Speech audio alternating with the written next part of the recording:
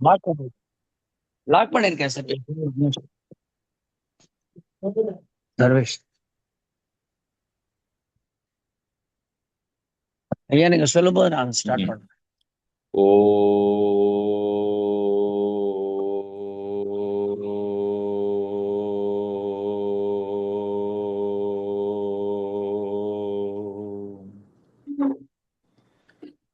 ஆன்மீக பெரியோர்கள் அனைவரையும் பணிவுடன் வணங்கி ஆன்மீகம் அறிவோம் என்ற நம்முடைய குழுவில் வாய்மை பேச்சு என்ற தலைப்பில் வள்ளுவருடைய கருத்துக்களிலே வாய்மையை பற்றி தொடர்ந்து சிந்தித்துக் கொண்டிருக்கின்றோம்.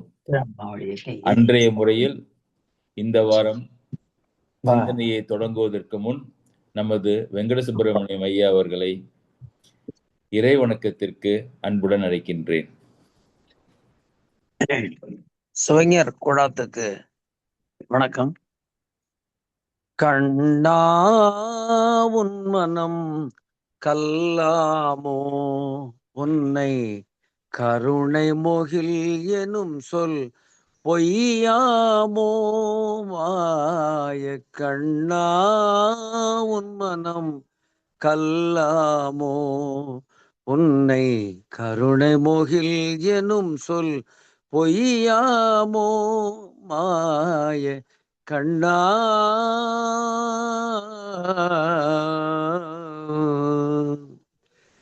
வெண்ணையுண்ட வாயால் வேங்குழல் ஊதினை,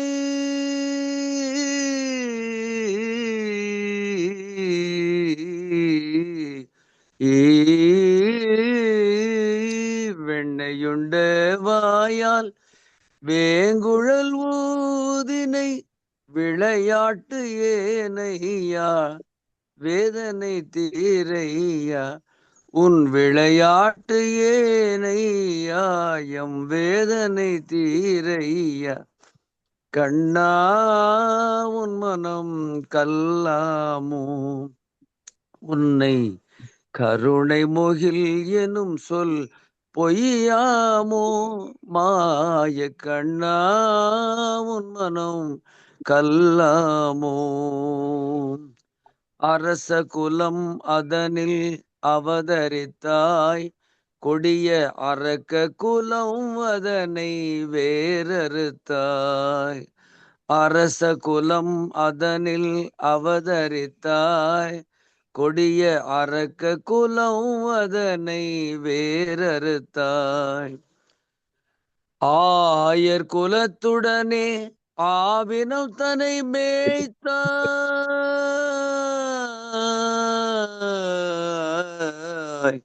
ஆயர் குலத்துடனே ஆவினம் தனை மேய்த்தாய், உன் அடியவர் நலம் காக்க கீதையில் வாக்களித்தாய். உன் அடியவர் நலம் காக்க கீதையில் வாக்களித்தாய். கண்ணா உன் மனம் கல்லாமோ, உன்னை கருணை மொகில் எனும் சொல் பொய்யாமோ, மாய கண்ணா உன் மனம் கல்லாமோ, கல்லாமோ உன் சொல் பொய்யாமோ. சுபபத்வராளியில் நான் ஏற்றிய ஒரு கண்ணந்தி. நன்றி கேட்டமைக்கு. நன்றி ஐயா, நன்றி.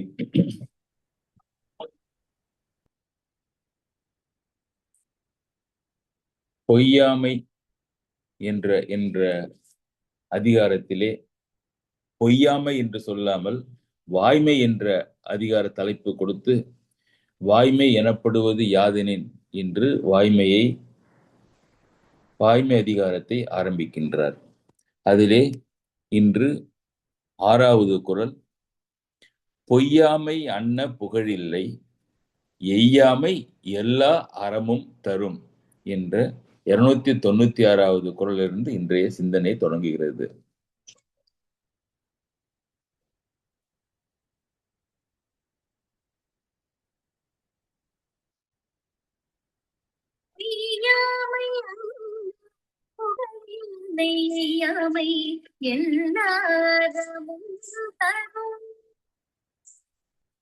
பொய்யாமை அண்ண புகழில்லை ஐயாமை எல்லாரமும்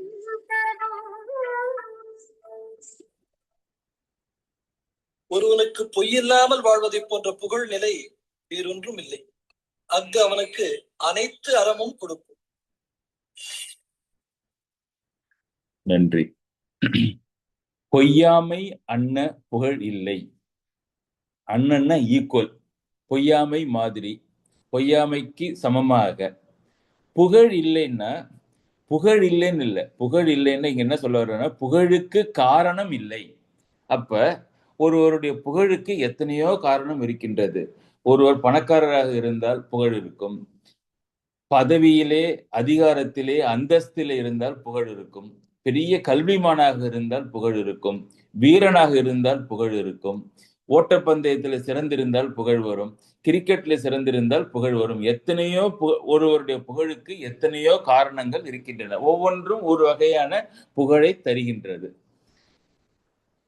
அந்த காரணங்களை ஆராய்ச்சி செய்த வள்ளுவர் என்ன சொல்றாருன்னா, பொய்யாமை அன்ன புகழ் இல்லை. பொய்யாமை மாதிரி புகழுக்கு காரணமான சிறந்த காரணம் வேறு எதுவும் இல்லை. ஏன்னா மற்றதெல்லாம் அந்த அந்த அந்த ஸ்கில், அந்த கலை நம்மிடம் இருக்கும் பொழுது அந்த புகழ் இருக்கும், பின்பு இல்லாமல் போகும். அப்படியும் இல்லாமல் இப்ப வந்து ஒரு விளையாட்டு துறையிலே நீங்கள் புகழுடையவராக இருக்கிறீர்கள். நிறைய பேருக்கு அந்த அந்த விளையாட்டு துறையிலே சிறந்து இருப்பது புகழை, அதுல என்ன புகழ் இருக்கின்றது என்று கேட்பார்கள். அவ்வாறு புகழுக்கு காரணமாக பல இருந்தாலும் அதிலே சிறந்த காரணமாக இருப்பது பொய்யாமையே. அதனால என்ன சொன்னாருன்னா, பொய்யாமை மாதிரி புகழுக்கு காரணம் வேறொதும் இல்லை. பொய்யாமை அன்ன புகழ் இல்லை. கரெக்ட். சரி, எய்யாமை ஏன் பொய்யாமை அன்ன புகழ் இல்லை அப்படின்னு சொன்னாரு அப்படின்னா, அது அந்த பொய்யாமை என்பது எல்லா அறத்தையும் தரும்.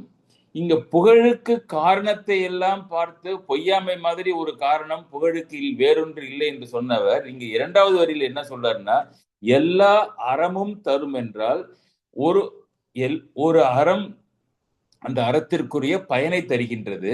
அப்ப பொய்யாமை இருந்தால் அது எல்லா அறத்தினுடைய பயன்களையும் பொய்யாமை என்ற அறமே கொடுத்து விடும்.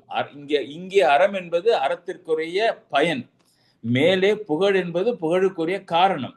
அப்ப பாருங்க, ஒரு தர்மம் என்பது ஒரு அறம், தர்மம் செய்தால் புண்ணி தலை காக்குங்கிறாங்க. அப்படி பல வகையான அறங்கள் இருக்கின்றன. அறத்துப்பாலிலே வள்ளுவர் அடுக்குகின்றார், அறம் செய்ய விரும்பு என்று சொல்வது மாதிரி.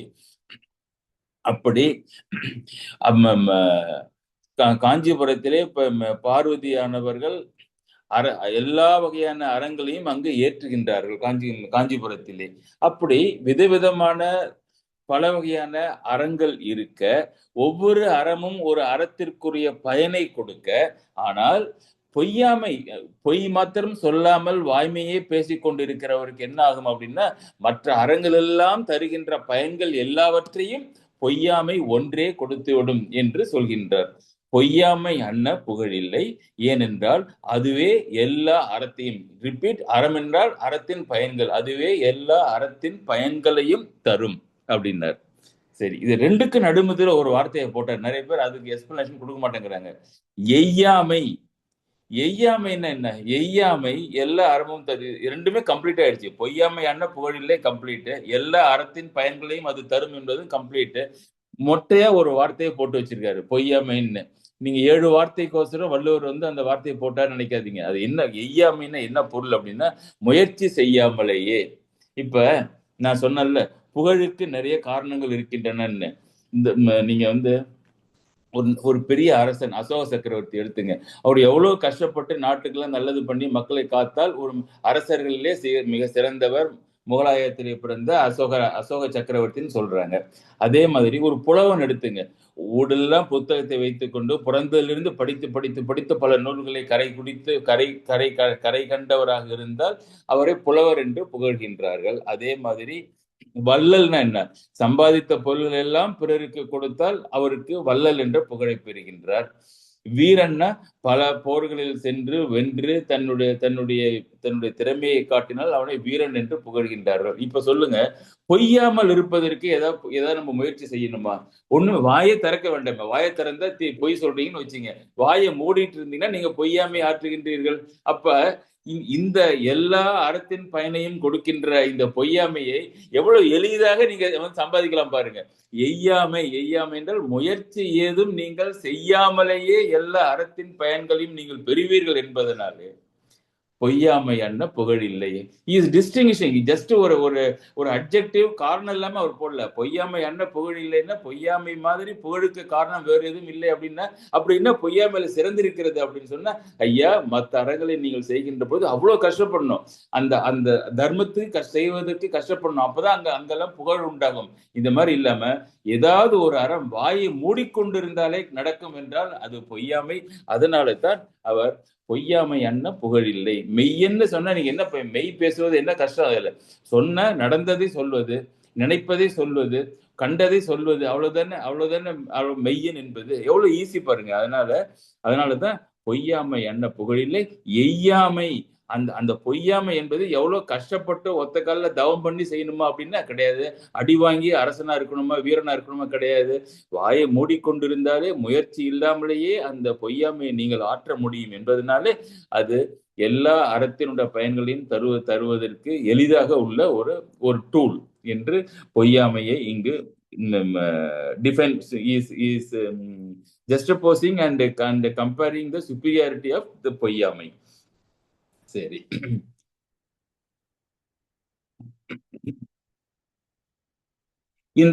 இந்த பொய்யாமை வள்ளுவர் எடுத்ததுனாலேயோ அல்ல எதனாலேயோ எல்லா இடங்களிலும் பொய்யாமை என்பது புகழ்ந்து பேசப்பட்டு கொண்டிருக்கின்றது. காசி ரகசியம்னு நம்மள்ட்ட ஒரு புக் இருக்கு. அதுல பாத்தீங்கன்னா இந்த பொய்யாமை பொய்யாமல் பொய் பேசாமல் இருக்கின்றவர்களுக்கு என்ன உண்டாகும்? இவர் என்ன சொன்னாரு? புகழ் உண்டாகும்னாரு. புகழுக்கு உடைய சிறந்த காரணம் பொய்யாமை தான் அப்படின்னாரு. எல்லா அறத்தினுடைய பயன்களையும் தரும்னாரு. ஆனா இஸ் நாட் லிஸ்டட். எல்லா அறத்தினுடைய பயன்கள் என்னென்னு தெரியல. எல்லா அறத்தினுடைய பயன்களும் கொடுத்த benefit of all good virtues will come to you if you remain a honest பர்சன்னாரு. ஆனா என்னென்ன அப்படின்னு பார்த்தா சில பேர் என்ன பண்ணிருக்காங்கன்னா பட்டியல் போட்டிருக்காங்க. ஒரு உதாரணத்துக்கு ஒரு 2 பாட்டு பாருங்க. கூற்றுவன் தண்டம் இல்லை. கூற்றுவன் அப்படின்னு சொன்னா யமன். யம தர்மராஜா தண்டம்னா என்ன? பனிஷ்மெண்ட். நம்ம காலையில ஒண்ணு பண்ணோம்னா சாயந்தரம் அது நம்ம கீழே விழுந்து அது அடி வாங்கிட்டு நினைச்சேன் நான் இந்த தட்டி விட்டதுக்கு எனக்கு இந்த காலுக்கு ஒரு தண்டனை கிடைக்கும் நினைச்சேன்னு சொல்றோம்ல, அது மாதிரி இல்லாம யம தர்மராஜாவால் எந்த விதமான தண்டனையும் நமக்கு கிடைக்க போறது இல்லை. கூற்றுவன் தண்டம் இல்லை. கோல் செய்யும் தீமை இல்லை. கோல்னா ஸ்டார். எனக்கு சந்திரன் சுக்கிரன் சனி அப்படின்னு சொல்றாங்கல்ல, கோல். அந்த கோல் செய்யும் தீமை இல்லை அப்படின்னா கோளால் உண்டாகின்ற அந்த ஜாதகத்துல கட்டத்துல எனக்கு சுக்கிரன் பாக்குறான் புதன் பாக்குறான்னு சொல்றாங்கல்ல, எது எங்க பார்த்தாலும் நீங்க பொய் பேசாத ஆளாக இருந்தால் அதனால் உங்களால் அவர் அந்த ஸ்டாரால உங்களுக்கு ஒரு தீமையும் வராது. கோல் செய்யும் தீமை இல்லை. மாற்றரும் அசனி தீய வலி மழை அரக்கன் செய்யும் சாற்றரும் வருத்தம் இல்லை. வலி மழைன்னா வலினா காற்று, புயல் வர்றதுல சொல்றவங்களும் இப்ப காற்று மழை, இந்த மாதிரி இயற்கை இடர்பாடுகளால உங்களுக்கு எந்த விதமான துன்பமும் வரப்போறது இல்லை. சாற்றரும் வருத்தம் இல்லை. தரித்திரமும் சற்றும் இல்லை. ஒரு நாளும் உங்களுக்கு பொய் பேசுகிறவனுக்கு தரித்திரம் வராது. நீங்க ஒண்ணு கேட்பீங்க, ஹரிச்சந்திரனுக்கு தரித்திரம் இல்லையான்னு. தரித்திரம் வந்தது, ஒரு நாளைக்கு வந்தது. அடுத்த நாள் என்னாச்சு? திருப்பி அயோத்திக்கு பெரிய பலரும் புகழும்படி முன்னே விட புகழ் அதிகரிக்கும்படி திருப்பி ராஜாவா தான் ஆனா. There may be some temporary setbacks as a testing, but ultimately தரித்திரம் என்பது பொய் சொல்பவர்களுக்கு வராது. தரித்திரம் சற்றும் இல்லை. ஏற்றமார் மெய்யே கூறின். ஆனா இதுல என்ன ப்ராப்ளம் அப்படின்னா, நீ இந்த வார்த்தையை கவனிங்க. ஏற்றமாறு மெய் கூறின் இல்ல, மெய்யே கூறின். வள்ளுவரே சொல்ல போறாரு. பொய்யாமை பொய்யாது பெய்த்துன்னு. அதாவது ஒரு நாள் இன்னைக்கு நான் உண்மை சொன்னேன்ல, அதனால எனக்கு எல்லா பெனிஃபிட் வரும்னு அப்படி கிடையாது. எல்லா நாளும் உண்மையே சொல்லி ஏற்றமாறு மெய்யே கூறி. நேத்தி மெய் சொன்னா இன்னைக்கு மெய்யே சொன்னா நாளைக்கு மெய்யே சொல்லி மெய்யை அன்றி வேறொன்று சொல்லாமல் இருந்தால் ஏற்றமாறு மெய்யே கூறின் பொய்யினை இரித்துளார்க்கே, பொய்யை நீக்கி மெய்யே பேசுகின்றவர்களுக்கு யம தர்மராஜாவிலிருந்து வருகின்ற தண்டனையிலிருந்து கோளினால் வருகின்ற துன்பம் வரை, தரித்திரம் என்பது இருக்கின்ற தரித்திரம் வரை எதுவுமே மெய் பேசுகின்றவர்களுக்கு வருவதற்கு இல்லை என்று காசி ரகசியம் என்ற நூல் சொல்கின்றது. அதோட ஒரு நம்மளுடைய நெறி நூல்கள்ல ஏலாதின்னு ஒரு நூல் இருக்கு. ஏலாதின்னா ஆயுர்வேதிக் மருத்துவத்துல ஒரு செடியினுடைய பெயர். பொய்யானா பொய் பேசாதவன், பொய் மேவான், பொய் பேசுகின்றவருடன் நண்பராக இல்லாதவன் பொய்யான், பொய் பேசாதவன், புலால் உண்ணான்னா தெரியும் எல்லாருக்கும், வெஜிடேரியன்ஸ். புலால் உண்ணான், யாவரையும் வையான், யாரையும் எந்த காரணத்தை கொண்டும் கோபப்படாமல் இருக்கின்றவன், யாவரையும் வையான். வழி சீத்துனா என்னன்னா சிஎஸ்ஆர். அந்த காலத்துல பாருங்க என்னென்னலாம் தெரிஞ்சு வச்சிருக்காங்க. வழின்னா வழி உங்களுக்கு பாத்து இருக்குல்ல, பாத்தை சீர் செய்தல். இப்போ ஒரு வில்லேஜுக்கு நம்ம போறோம், ஒரு கோயிலுக்கு போறோம், அங்க முள்ளும் கல்லுமா இருக்கு, அது ஒரு 4 பேர் சேர்ந்து ஒரு சண்டே உட்காந்து சரி பண்றோம்னு பண்ணுங்க வச்சுக்கிட்டோம்னா அந்த மாதிரி பொதுநல தொண்டு செய்கின்றவர்கள் வழி சீத்து. வாலடிசில் நையாதே ஈத்துண்பான். வால் அடிசல்னா உணவு. நல்ல தமிழ்ல சுத்த தமிழ்ல நீங்க பேசணும் அப்படின்னு சொன்னீங்கன்னா அடிசில் அப்படின்றால் ஆண்டாள் பல இடத்துல யூஸ் பண்றாங்க. அடிசில்னா உணவு, பால் அடிசில்னா பாலால் செய்யப்பட்டது.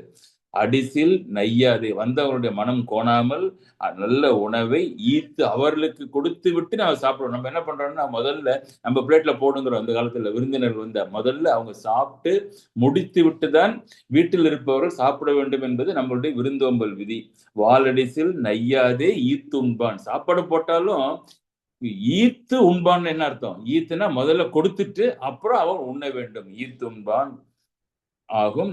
இருங்கடல் சூழ் மண் அரசராய் பாத்துண்பான் ஏத்துண்பான் பாடு. யாரு பொய் பேசாதவனா இருந்தான்னா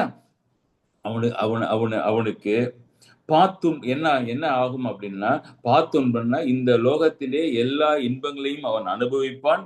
ஏத்துண்பான், அவனை எல்லோரும் புகழ்வார்கள் என்று பொய்யான், பொய் பேசாத. ஆனா இதுல இன்னொன்னு சொல்லிட்டாரு, பொய்யான் பொய் மேவான் என்றால் பொய் பேசுகிறவர்களும் பழகாதவன். இரண்டும் இருக்கின்றவர்களுக்கு இத்தனை புகழ் உண்டாகும், உலகமெல்லாம் அவனை புகழும் என்பது இந்த பாட்டினுடைய பொருள். சரி, ஒரு கதை சொன்ன முன்னால இந்த பொய் பேசாமல் இருப்பதை பத்தி. அதுக்கு அதோட ரிஃபைன்டு வெர்ஷன் ஒண்ணு இருக்கு. என்ன அப்படின்னா, கோசல நாட்டுல தேவதத்தன் என்று ஒருவர் இருந்தார். அவருடைய மனைவி பேர் உரோகி. 2 பேருக்கும் ஒரு குழந்தை பிறக்கின்றது. அந்த குழந்தையின் பேர் உதத்தியன். அந்த உதத்தியன் பிறந்ததிலிருந்து இஸ் எக்ஸ்ட்ராடினரிலி டிஃப்ரெண்ட். ரொம்ப ஹானஸ்ட். குழந்தையா இருக்கிறப்பே பெரியோர்கள் சொல்கின்ற பொய்யெல்லாம் பார்த்து விட்டு ரொம்ப மனது வருத்தப்பட்டான். பள்ளிக்கூடத்துக்கு போய் படிப்பு ஏறவில்லை. அங்கு கற்கின்ற கல்வி தனக்கு பயன்படாது என்று அந்த சிறுவன் நினைத்தான். அவன் உள்ளத்தை இந்த உலகம் கவரவில்லை. அதனால என்ன பண்ணான்னா, ஏன் அப்படின்னா மக்களிடம் வஞ்சனையும் பொய்யுமே அதிகமாக இருப்பதை சிறுவதிலேயே அந்த உதித்தியன் உணர்ந்தான். என்ன சொன்னான், அப்பா அம்மாட்ட சொல்லிட்டு காட்டுக்கு போயிட்டான். சின்ன வயசுல காட்டுக்கு போயிட்டு தவம் இருந்து ஒரு பெரிய தவசியாக ஆனான். அந்த காட்டிலேயே வசித்து வந்தான். ஒரு நாள் ஒரு பன்றி அவருடைய ஆசிரமத்தின் உள்ளே வேகமாக ஓடி வந்தது. அதன் பின்னாலேயே துரத்தி கொண்டு ஒரு வேடன் ஒருவன் வந்தான். அந்த வேடன் அங்கே உள்ளே பூந்து விட்ட பன்றியை பார்க்க முடியாமல் அந்த தவசியை பார்த்து, இங்கே ஒரு பன்றி வந்ததா என்று கேட்டான். அவன் கையில் இருந்த வில்லையும் அம்பையும் வேலையும் பார்த்துவிட்டு, நாம் உண்மை சொன்னால் இவன் அந்த பன்றியை கொன்று விடுவான், பன்றிக்கு தீமையை இழைத்தவனாக நாம் ஆகிவிடுவோமே என்று நினைத்தார். அதற்காக அவரால் பொய் சொல்லவும் விரும்பவில்லை. பொய்யும் சொல்ல முடியவில்லை. பன்றியை பார்த்தாயே என்றால் பார்க்கவில்லைன்னு சொல்ல முடியாது. சொன்னால் பன்றி க்ளோஸ். பார்த்தார் அந்த உதித்தியன். சின்ன வயசுலேயே பொய் சொல்வதை வெறுத்து விட்டு காட்டிற்கு வந்த அந்த பையன் இப்போ பெரிய தவசி. என்ன சொன்னாருன்னா, ஒண்ணுமே சொல்லாம கண்களிலே நீர் வடி அப்படியே அமர்ந்திருந்தார். அந்த வரியை கேளுங்க. வேட்டை மேல் மூண்டு வந்த வேட்டுவன், வேட்டை மேல் மூண்டு வந்த வேட்டுவன்னா அந்த அந்த வேடன் வேட்டையாடி கொண்டு அந்த பன்றியை கொள்வதற்காக வேகமாக வந்த அந்த வேட்டுவன் விரைந்து தோன்றி காட்டொரு மிருகம் ஒன்று கடுகி இங்கு அடைந்தது எங்கே என்றான். விரைந்து வேகமாக அங்க ஒரு மிருகம் வந்தது, காட்டிலே இருந்த மிருகம். அது என்ன, இப்ப நாட்டிலே இருக்கிற பசு மாதிரி இருந்ததுன்னா அது கொஞ்சம் நம்ம மன்னிச்சு விட்டுறலாம், ஒரு ஜஸ்டிபிகேஷன் இருக்கு. இது பண்ணி காட்டுல இருக்கு, அதனாலதான் காட்டொரு மிருகம் ஒன்று கடுகின வேகமாக, கடுகி இங்கு அடைந்தது இங்கு எனக்கு தெரியும், அது இப்ப எங்கே இருக்கின்றது எங்கே என்று காட்டுக என்று கேட்டான். என்ன வார்த்தை பாருங்க, அது எங்கே என்று காட்டுக என்று கேட்டான். அந்த வேடன் கேட்டான். கண்கள் நீர் சொரிந்து இருந்தார். ஒண்ணுமே பதிலே சொல்ல. கண்கள் நீர் சொரிந்துன்னா அப்படியே வள்ளலார் சொல்ற மாதிரி கண்ணில் நீர் சொரிந்து கால் வழியே மண்ணுக்கு புகம்பாரு. அந்த மாதிரி உடம்பு பூரா அப்படியே கண் தண்ணி வடிஞ்சிட்டு இருக்கு. அவர் தன்னுடைய நிலையை நினைத்து அவர் வருந்தி கொண்டிருந்தார். கண்கள் நீர் சொரிந்திருந்தான். பார்த்தார் இந்த வேடன். வேடன் பார்த்துட்டு, ஐயா நான் ஒண்ணுமே உங்களை பண்ணவே இல்லையே, கேட்டதுக்கு ஏன் இப்படி அழுகின்றீர்கள் என்று சொல்ல, அந்த சமயத்திலே அந்த வேடனுக்கு ஒரு அறிவுரை சொல்லி, இது மாதிரி பிற உயிர்களை கொல்வது தீவினை, அதை செய்யாதீர்கள் என்று அந்த வேடனுக்கு அறிவுரை சொல்ல, வேடன் வணங்கி அன்றிலிருந்து அவன் திருந்தினான். ஓகே, கண்கள் நீர் சொரிந்திருந்தான். தேட்டமாய் வாய்மை காத்து தேவரும் போற்ற நின்றான். அந்த அந்த செயலை செய்ததுனால தேவர்களும் அந்த அந்த அந்த உதத்தியனை பாராட்டினார்கள். தேட்டமாய் வாய்மை காத்துன்னா, வாய்மை காத்துன்னா என்ன, உண்மையை காத்து. உண்மைன்னா வள்ளுவர் என்ன சொல்றாரு, பிற உயிருக்கு தீங்கு செய்யாதிருத்தல் உண்மைன்னாரு. அந்த உண்மையை காத்து, உண்மையாலே வாயினாலேயும் ஒரு பொய் சொல்லாமல் காத்து, ஒரு டெலிகேட் பேலன்ஸ்ல அந்த அந்த கண்கள் நீர் சொரிந்திருந்ததுனால சாமர்த்தியமாக அதை அந்த அந்த சுச்சுவேஷன் மேனேஜ் பண்ணதுனால தேட்டமாய் வாய்மை காத்து தேவரும் போற்ற நின்றான். இந்த புத்தகம் பேரு தேவி பாகவதம்னு பேரு. நல்ல ஒரு கதைகள் இருக்கின்ற புத்தகம். நமது குழந்தைகளுக்கு எல்லாம் சொல்லித்தரலாம் அந்த தேவி பாகவதம் என்பது. அன்றிலிருந்து அந்த வேட்டுவனும் மனம் திருந்தி காய்கறி கனிகளையே தின்று உயர்ந்த மனிதனாக ஆகினான் என்பது கதை. நெக்ஸ்ட் 297. போப்போ இன்னும் கிளைமாக்ஸ் அதிகமாயிட்டே இருக்கு. இந்த வாய்மையினுடைய கான்செப்ட்ஸ் பாருங்க. பொய்யாமை ஆற்றின் அறம்பெற செய்யாமை நன்று. பொய்யாமை இவருக்கு 7 சீரே தேவையில்லை போல இருக்கு பாருங்க. பொய்யாமை, திருப்பியும் பொய்யாமை ஆற்றின் 297. அறம்பிற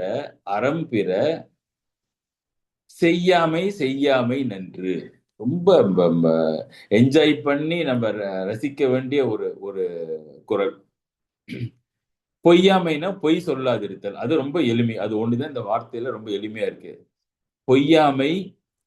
பொய்யாமை ஆற்றின், பொய் சொல்லாதிருத்தல் பொய்த்து போகாமல் ஆற்றின செய்தல். அப்ப பொய் சொல்லாதிருத்தல் பொய்த்து போறதுன்னா என்ன அர்த்தம்? அப்ப பொய் சொல்லணும்னு அர்த்தம். பொய்யாமை, அப்ப ஏன் 2 வார்த்தை? அப்ப பொய் சொல்லாமல் இருத்தாலே போட்டுக்கலாம் இல்லையா? அது சொல்றேன் பாருங்க. பொய்யாமை ஆற்றின், பொய் சொல்லாதிருத்தல் பொய்யாகாதபடி ஒருவன் தன் வாழ்க்கையை நடத்தி கொண்டிருந்தால் அதுவே அவனுக்கு அறம். ஒரு பொருள். ஓகே, அந்த அறம் அவன் செய்தால் அறம் பிற செய்யாமை நன்று. அறம் மற்ற அறங்கள் எல்லாம் செய்யாமை என்ன, செய்ய வேண்டாம். ஒரு தடவை சொல்லல, அறம் பிற செய்யாமை நன்று என்றால் பொய் சொல்லாதிருத்தலை பொய் சொல்லாமல் இருக்கும் பொய்யாகாதபடி நீங்கள் வாழ்ந்து கொண்டிருந்தால் அறம் பிற செய்யாமை நன்று. அதாவது பிற அறங்களை நீங்கள் செய்யாமல் இருந்தாலே நல்லதுங்கிறார். அதாவது அறத்துப்பால்ல அத்தனை அறத்தினுடைய சிறப்புகளை எல்லாம் பாடிய வள்ளுவர் இந்த இடத்துல என்ன சொல்றாருன்னா, அறம் பிற செய்யாமை நன்று. ஐயா, நான் தானம் செய்ய வேண்டாமா? அது அறம் தானே? ஆமா, செய்ய வேண்டாம். தவம் செய்ய வேண்டாமா? வேண்டாம். பிறருக்கு உதவி செய்ய வேண்டாமா? வேண்டாம். எதுவுமே நீ செய்ய வேண்டாம். ஐயா, கண்டிப்பா செய்ய வேண்டாம். ஆமாப்பா, செய்யாதே. செய்யாமை நன்று. ஏன் இப்படி நான் சொல்றேன்? மற்ற அறங்களை நீ செய்ய வேண்டாம். செய்ய வேண்டாம்னு கூட சொல்லல, செய்யாமல் இருத்தலே நன்றுங்கிறார், நல்லதுங்கிறார்.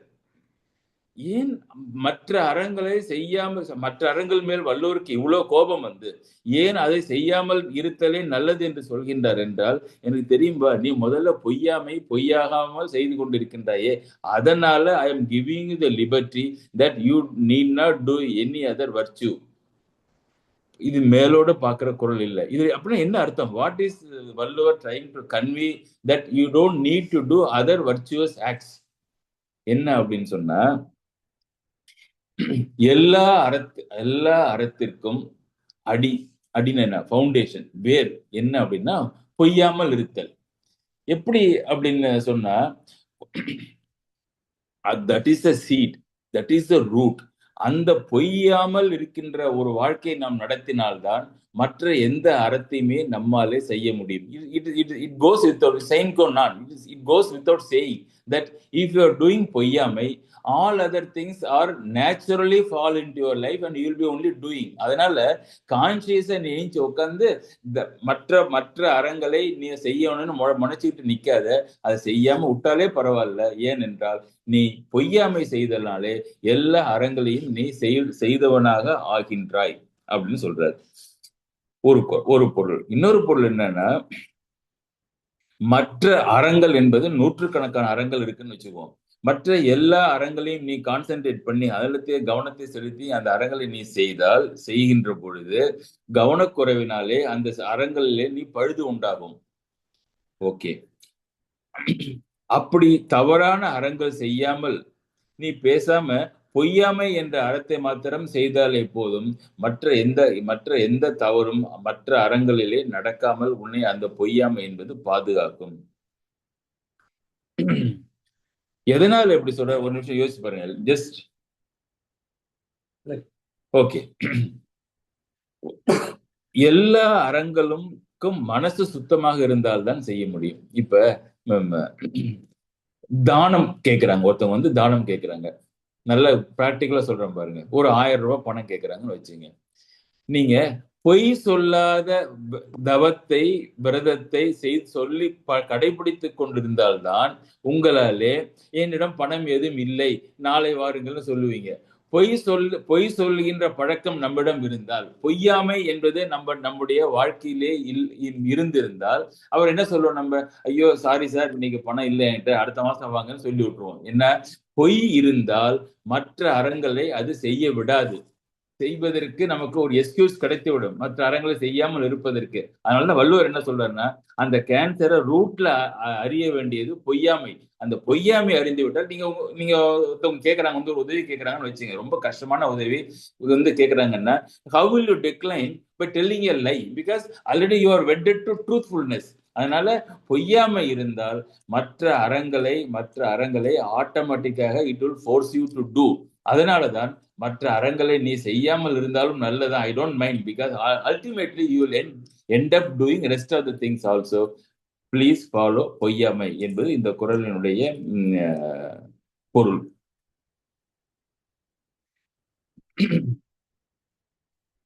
சரி, பொய்யாமை ஒத்தவன் பொய்யாமல் செலுத்துவானாயின் பிற அறங்களை செய்தல் நன்றாம்.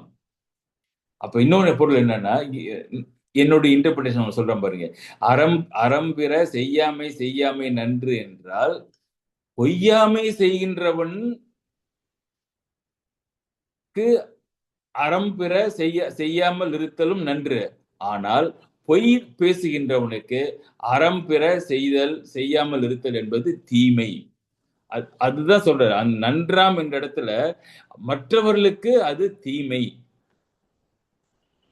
பிற அறங்களை இப்ப அது என்ன அர்த்தம் சொல்ற பாரு. அது இப்படி பாருங்க பொருள்.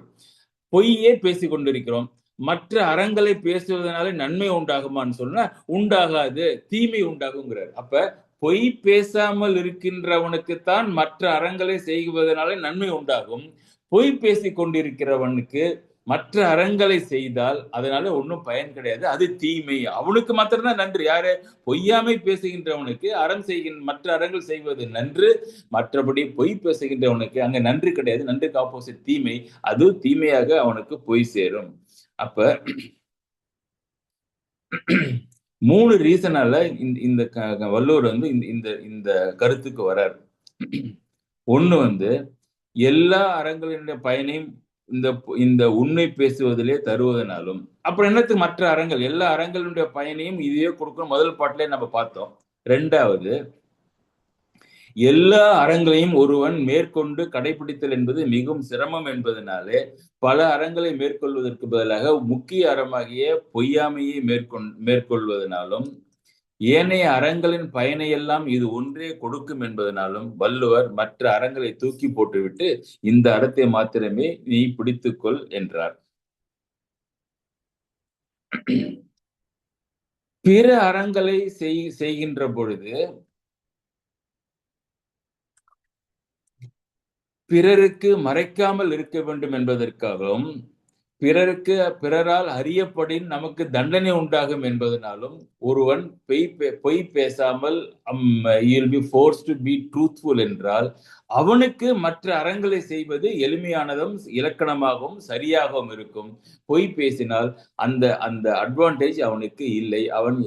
அவன் எளிதாக அதை தீமைகளை மறைத்து விடுவான் என்பதனாலே பொய் பேசுகின்றவன் அறம் செய்வதை பற்றி வள்ளுவர் ஒரு பெரிய ஆளாக கருதவில்லை. சரி, இன்னொரு பொருள், பொய்யாமை ஆற்றினா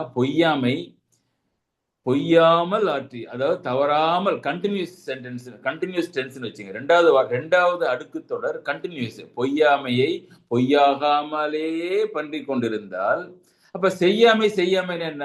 செய்யாமை அப்படின்னா ரெண்டு இன்டர்பிரேஷன் தரம் பாருங்க. செய்யாமை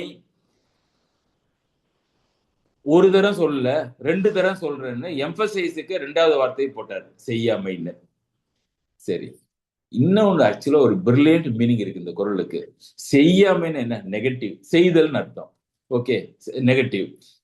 செய்யாமைனாலும் negative. Double negative, what it leads to? Positive. அப்ப செய்யாமைனா 2 செய்யாமை போட்டானா செய்தல் நன்று. யார் செய்தல் நன்று? பொய்யாமல் கடைபிடிக்கின்றவர்கள் அவர்கள் செய்தால், மற்ற அறங்களை செய்தால் நன்று. மற்ற அறங்களை பொய் பேசிக்கொண்டு மற்ற அறங்களை செய்தால் he will not get the benefit of those things. அவருக்கு அது நன்று அல்ல என்று. செய்யாமை என்பது டபுள் நெகட்டிவ், அது பாசிட்டிவ் ஆகி பொய் பேசுகின்றவர்களுக்கு அது பயன்படாது. உண்மை பேசுகின்றவர்களுக்கு மற்ற அறங்களை செய்தல் நல்லது என்று சொல்கின்றார்.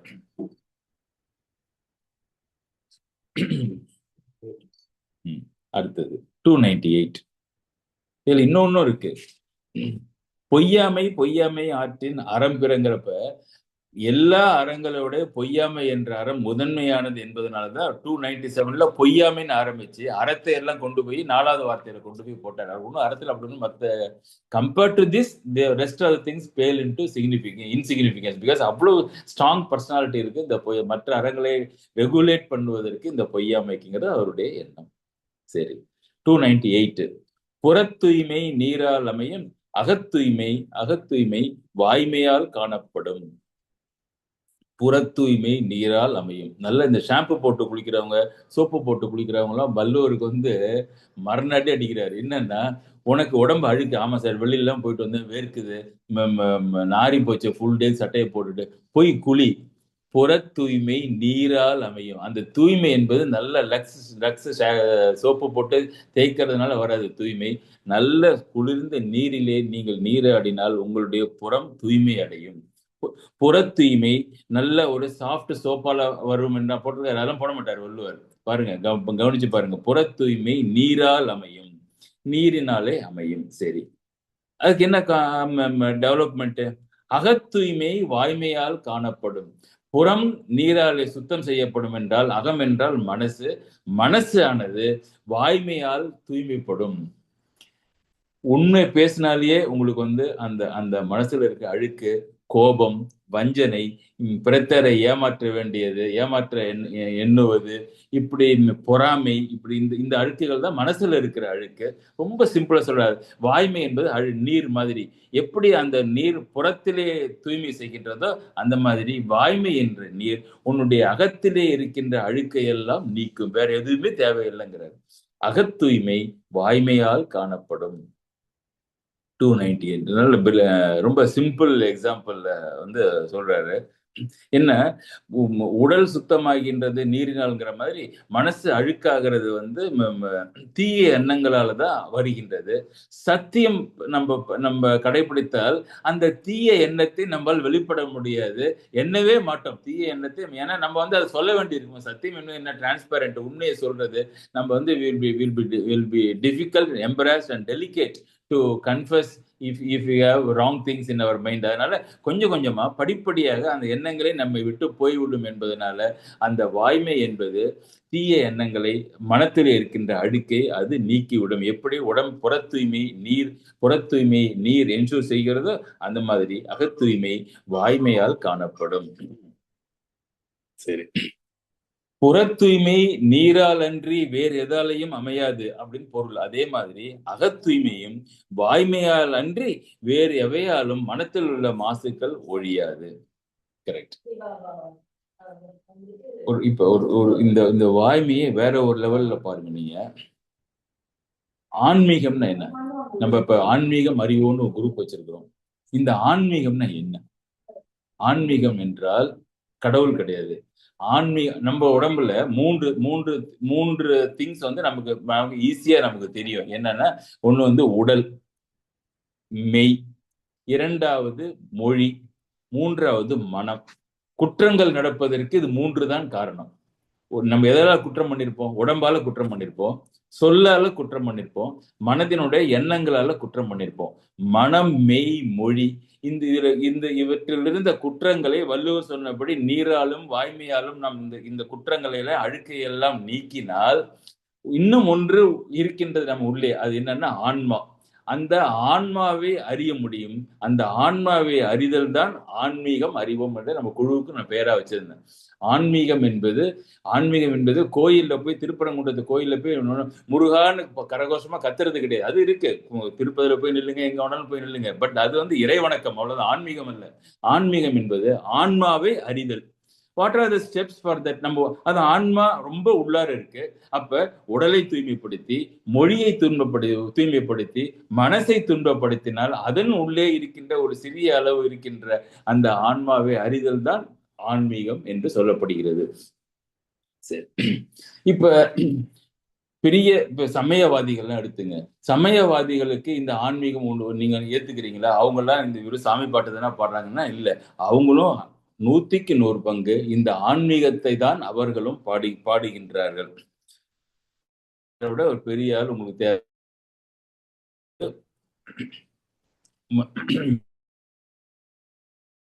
ஒரு பூஜை ஒண்ணு பண்றாரு, சிவபெருமானுக்கு ஒரு பூஜை பண்றாரு. என்ன பண்றாரு அப்படின்னா, காயமே, நான் சொன்னது பாருங்க, மனம், மொழி, மெய் மூணுமே கோயிலாக. காயம்னா உடம்பு, பெருங்காயம்னு சொல்றோம்ல, இது வெறுங்காயம். காயம்னா உடம்பு.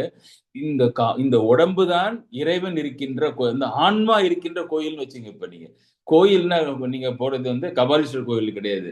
கோயில் என்பது உங்களுடைய உடம்பு தான் கோயில். காயமே கோயிலாக, கடிமனம் அடிமையாக. கடிமனம் என்றால் கடுமையான அந்த தீய எண்ணமே நினைக்கின்ற நம்முடைய மனமானது அடிமையாக, நமக்கு நம்ம சொல்கின்றபடி கேட்கின்ற அடிமையாக, கடிமனம் அடிமையாக, வாய்மையே தூய்மையாகன்னா இப்ப சொன்னார்ல, புற தூய்மை நீரால் அமையும், அகத்தூய்மை வாய்மையால் காணப்படும்னு. இந்த உடம்பையும் இந்த மனதையும் தூய்மைப்படுத்துவதற்கு வாய்மை, அப்படியே வள்ளுவருடைய வார்த்தை அப்படியே வச்சிருக்காரு பாருங்க நாவுக்கரசர். வாய்மையே தூய்மையாக, மனமணி லிங்கமாக, நேயமே நெய்யும் பாலா நிறைய. இப்ப வீட்டுல உட்காந்து பூஜை பண்றாங்க பாக்குறீங்க. நம்ம என்ன பண்றோம்? விக்கிரகத்தை எடுத்து வச்சு நீரை எடுத்து ஊத்துறோம். அப்புறமா என்ன பண்றீங்க? அதை துறைச்சு வச்சு அதை எடுத்து பால் எடுத்து ஊத்துறீங்க. இதுவா பூஜைங்கிறாரு? இல்லைங்கிறாரு நாவுக்கரசர். என்ன சொல்றாருன்னா, நேயம்னா என்ன? நேயம்னா அன்பு. மனித நேயம்னு பேசுறோம்ல, அந்த அன்பையே நெய்யும் பாலாய் நிறைய நீர் அமைய ஆட்டி, அதுவே நீராக வைத்து உங்களுடைய விக்கிரகம் எது? நம்முடைய ஆன்மா எது? அந்த ஆன்மா எப்படி சுத்தப்படுத்தணும்? வாய்மையே தூய்மையா. வள்ளுவர் சொன்ன மாதிரி அந்த அகத்தூய்மை வாய்மையால் காணப்படுங்கிற மாதிரி நாவுக்கரசர் என்ன சொல்றாரு?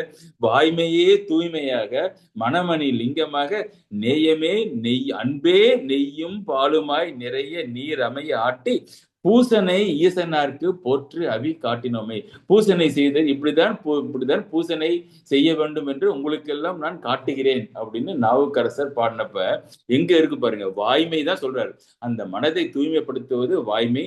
அந்த வாய்மையை தூய்மையாக இந்த பூஜையை நான் செய்து காட்டினேன் ஈசனாருக்கு என்றார். சரி, இதுவாவது கொஞ்சம் ஹைஃபண்டாவா இருக்குன்னா, எளிமையான உதாரணத்துடன் இன்னொரு செய்யுள் பாருங்க. மெய்மையாம் உழவை செய்து, நம்ம அதிகாரத்தினுடைய பெயர் வாய்மை. வாய்மைக்கு இன்னொரு பெயர் மெய்மை. மெய்னா உண்மை. மெய்மையாம் உழவை செய்து, இதுவும் உழவு என்பது நீங்க விவசாயிகள் பண்ற உழவு இல்லை. இந்த உழவும் ஆன்மீகத்து உழவு. ஆன்மீகத்து உழவுல முதல்ல என்ன வருது பாருங்க, என்ன வருதுன்னா மெய்மையாம் உழவை செய்து. அப்படின்னா இட் கோஸ் வித்வுட் சேயிங். உண்மை பேசுகின்ற பழக்கம் உங்களுக்கு கட்டுப்பாடு நமக்கு இல்லை என்றால் ஒரு நாளும் ஆன்மீகத்திலேயே முதல் ஸ்டெப்பையே எடுத்து வைக்க முடியாது. அரசியல்கள்லாம் விட்டுருங்க, பூஜை செய்வதற்கே இப்ப நாவுக்கரசர் சொன்ன மாதிரி வாய்மையே தூய்மையா இருந்தாதான் அந்த மனம் சுத்தமாகும். அந்த மனத்தில் இருக்கிற லிங்கத்துக்கு அபிஷேகம் பண்ண முடியுங்கிற அன்பினாலே அபிஷேகத்தை பண்ண முடியினார்ல. இதுல பாருங்க, மெய்மையாம் உழவை செய்து, பிளவிங் எதை செய்யுது அந்த உழவு என்னன்னா மெய்மையாம் உண்மையே உழவை செய்து, விருப்பென்னும் வித்தை வித்து. ரொம்ப ஃபென்டாஸ்டிக் பாட்டுங்க இது. விருப்புன்னு என்ன? விருப்புன்னா desire. If you don't have the desire, you can't do a thing. அதனால முதல்ல விருப்பென்னும் வித்தை வித்து. வித்தைன்னா சீடை வித்து, விருப்பென்னும் வித்தை வித்தி, பொய்மையாம் கலையை நீக்கி. என்ன சொன்னாரு? புற தூய்மை நீராலாயும் அகத்தூய்மை வாய்மையால் காணப்படும்னா அப்ப என்ன? பொய்மைன்னு ஒண்ணு இருக்குல்ல, அந்த கலைனா வேண்டாத பயிர். பொய்மையாம் கலையை வாங்கி அந்த பொய்யை நீக்கிவிட்டு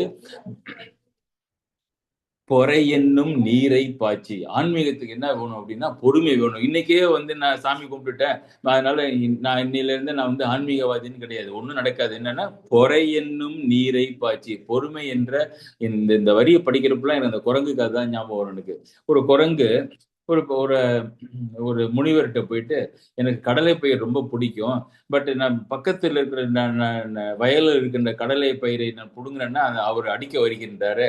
அந்த கடலை பயிரை பயிர் செய்கின்ற முறையை எனக்கு கற்றுக் கொடுங்க சாமி.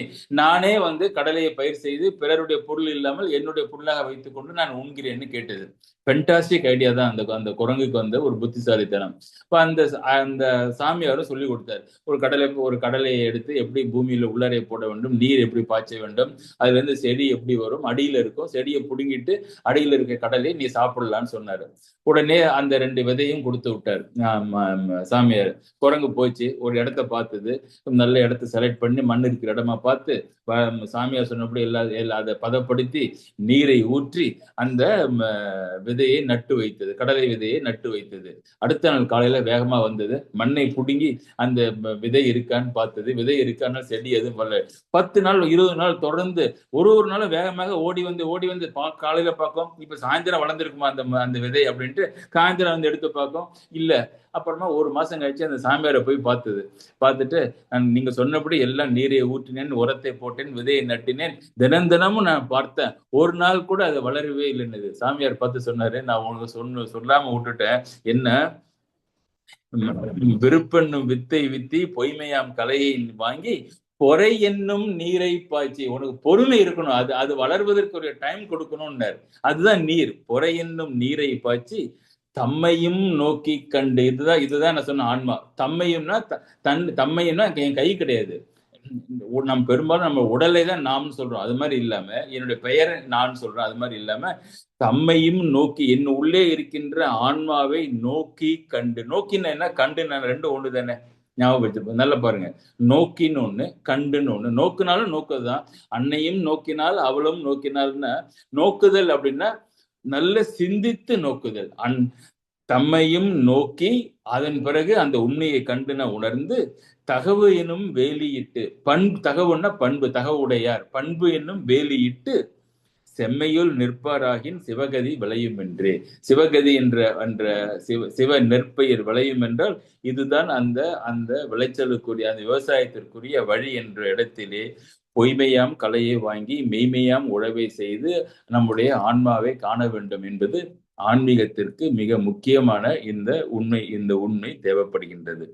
ஏன்னா இதுல சின்ன ஒரு ஆன்மீகத்திலே ஒன்னொன்னுல ஒரு சின்ன சின்ன வித்தியாசங்கள் இருக்கின்றன. இப்ப வேதாந்தம் எடுத்துங்க, வேதத்தை படிக்கிறாங்க, சமஸ்கிருதத்துல வேதத்தை படிக்கிறாங்கல்ல, எல்லாவற்றிலும் என்ன இருக்குன்னா இந்த மனம் இருக்கின்றது, வாக்கு இருக்கின்றது, காயம் இருக்கின்றது. காயம்னா உடம்பு. வேதாந்தத்துல என்னன்னா மனம் என்பது ஃபர்ஸ்ட். நீங்க முதல்ல படிக்க போனா என்ன பண்ணுவாங்கன்னா, கண்ணை மூடிட்டு யூ மெடிடேட் அண்ட் அப்படின்னு சொல்லுவாங்க. மனதே அடக்குன்னு சொல்லுவாங்க மனம். அடுத்தது வாக்கை அடக்கு, பி சைலண்ட் வாக்கும்பாங்க. அதுக்கப்புறம் காயம் உடம்பு. அந்த இந்த இந்த முறையிலே வேதாந்தம் நமக்கு ஆன்மீகத்தை சொல்லி தருகின்றது. ஆனா புத்தர் இது பாத்தீங்கன்னா அப்படியே உல்டா. முதல்ல உடம்பு, அடுத்தது மொழி, அடுத்தது மனம். அதனால அவங்க என்ன சொல்றாங்கன்னா, கையை பார்க்கின்ற பொழுது நீ கையாக பாருங்கிறார் புத்தர். பாத்தீங்கன்னா உடலை உடலாக பார், நீனாக பார்க்காதே. உடல் இஸ் நாட் செல்வநாயகம், உடல் இஸ் பாடி. அடுத்தது மொழி, அடுத்தது மனம். இப்படி உடலிலிருந்து மனத்திற்கு போக வேண்டும், அதற்கு பிறகு ஆன்மாவுக்கு போக வேண்டும் என்று புத்தருடைய வழி. இப்ப சைவ சித்தாந்தம் இருக்கு, சமரச சுத்த சன்மார்க்கம் இருக்கு, வளராது. ஒன்னொன்னுலயும் இந்த ஆன்மாவுக்கு போற வழியில சின்ன சின்ன வேறுபாடுகள் இருக்கின்றன. பட் எல்லாவற்றிலும் இந்த மனம், மொழி, மெய் என்பது இருக்கின்றது. அவற்றை சுத்தம் செய்வது வள்ளுவர் சொன்ன மாதிரி இந்த இந்த இந்த வாய்மை. சரி, இன்னொன்னு சொன்னாரு, இந்த அதிகாரம் இருப்பது நான் சொன்னா துறவரை அல்ல. இந்த குறள் பாருங்க, புற தூய்மை நீரால் அமையும், அகத்தூய்மை வாய்மையால் காணப்படுங்கிறதுல புற தூய்மை அகத்தூய்மை இரண்டுமே இந்த துறவிகளுக்குத்தான் மிக முக்கியமாக கருதப்படுகின்றது. இந்த புற தூய்மை நிறைய இடத்துல சொல்றாங்க, சாமியார்களுக்கெல்லாம் வேண்டியதில்லை, அவங்க டெய்லி குளிக்க வேண்டாம் அப்படின்னு சொன்னா, அது மாதிரி இருந்ததுன்னா இந்த அதிகாரத்திலே துறவிகளுக்கு இருக்கின்ற அதிகாரத்திலே இவர் வைத்திருப்பாருன்னு எனக்கு தெரியல. புற தூய்மை நீரால் அமையும் என்பது இங்க அந்த துறவிகளுக்கும் அப்ளிகபிள்ங்கிற மாதிரி தான் இவர் சொல்லியிருக்கிறாரு. எதனாலே தெரியல, நம்மள்ட ஒரு இம்ப்ரெஷன் இப்பொழுது வந்து விட்டது. அவர்களுக்கு இந்த புற தூய்மை என்பது நாட் அப்ளிகபிள், அகத்தூய்மை ஒன்றே இஸ் அப்ளிகபிள். இப்போ ஒரு எண்ணம் உண்டாகி இருக்கின்றது. சரி, அடுத்து 299. எல்லா விளக்கும் ஐயோ சாரி, ஒரு நிமிஷம், பாட்டு கேட்கல, நம்ம 2 பாட்டும் கேட்கல. ஐயோ சாரி.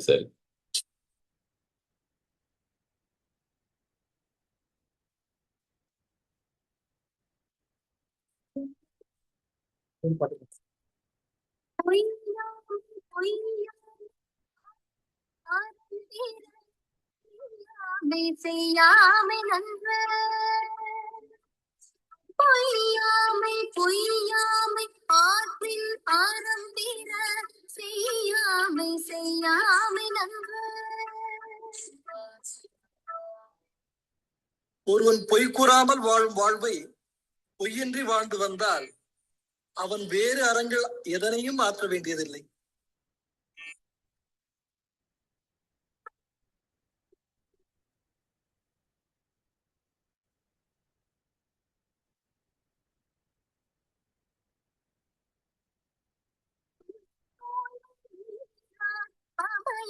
மதன் தூய்மை வாய்மையால் காணப்படும்,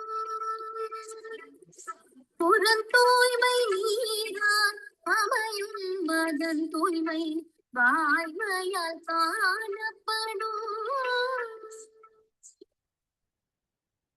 உடலின் புற தூய்மை நீரினால் உண்டாகும், ஆனால் உள்ளத்தின் தூய்மை உண்மை பேசுவதால் மட்டுமே உண்டாகும்.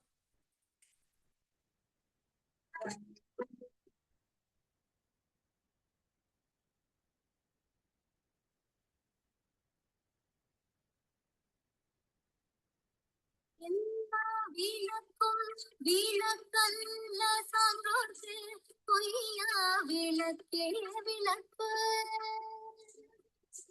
எல்லா விளக்கும் விளக்கல்ல சான்றோர்க்கு பொய்யா விளக்கே விளக்கு. புற இருளை போக்கும் விளக்குகள் எல்லாம் விளக்குகள் அல்ல, சான்றோர்க்கு விளக்கு என்பது பொய் சொல்லாமையே ஆகும்.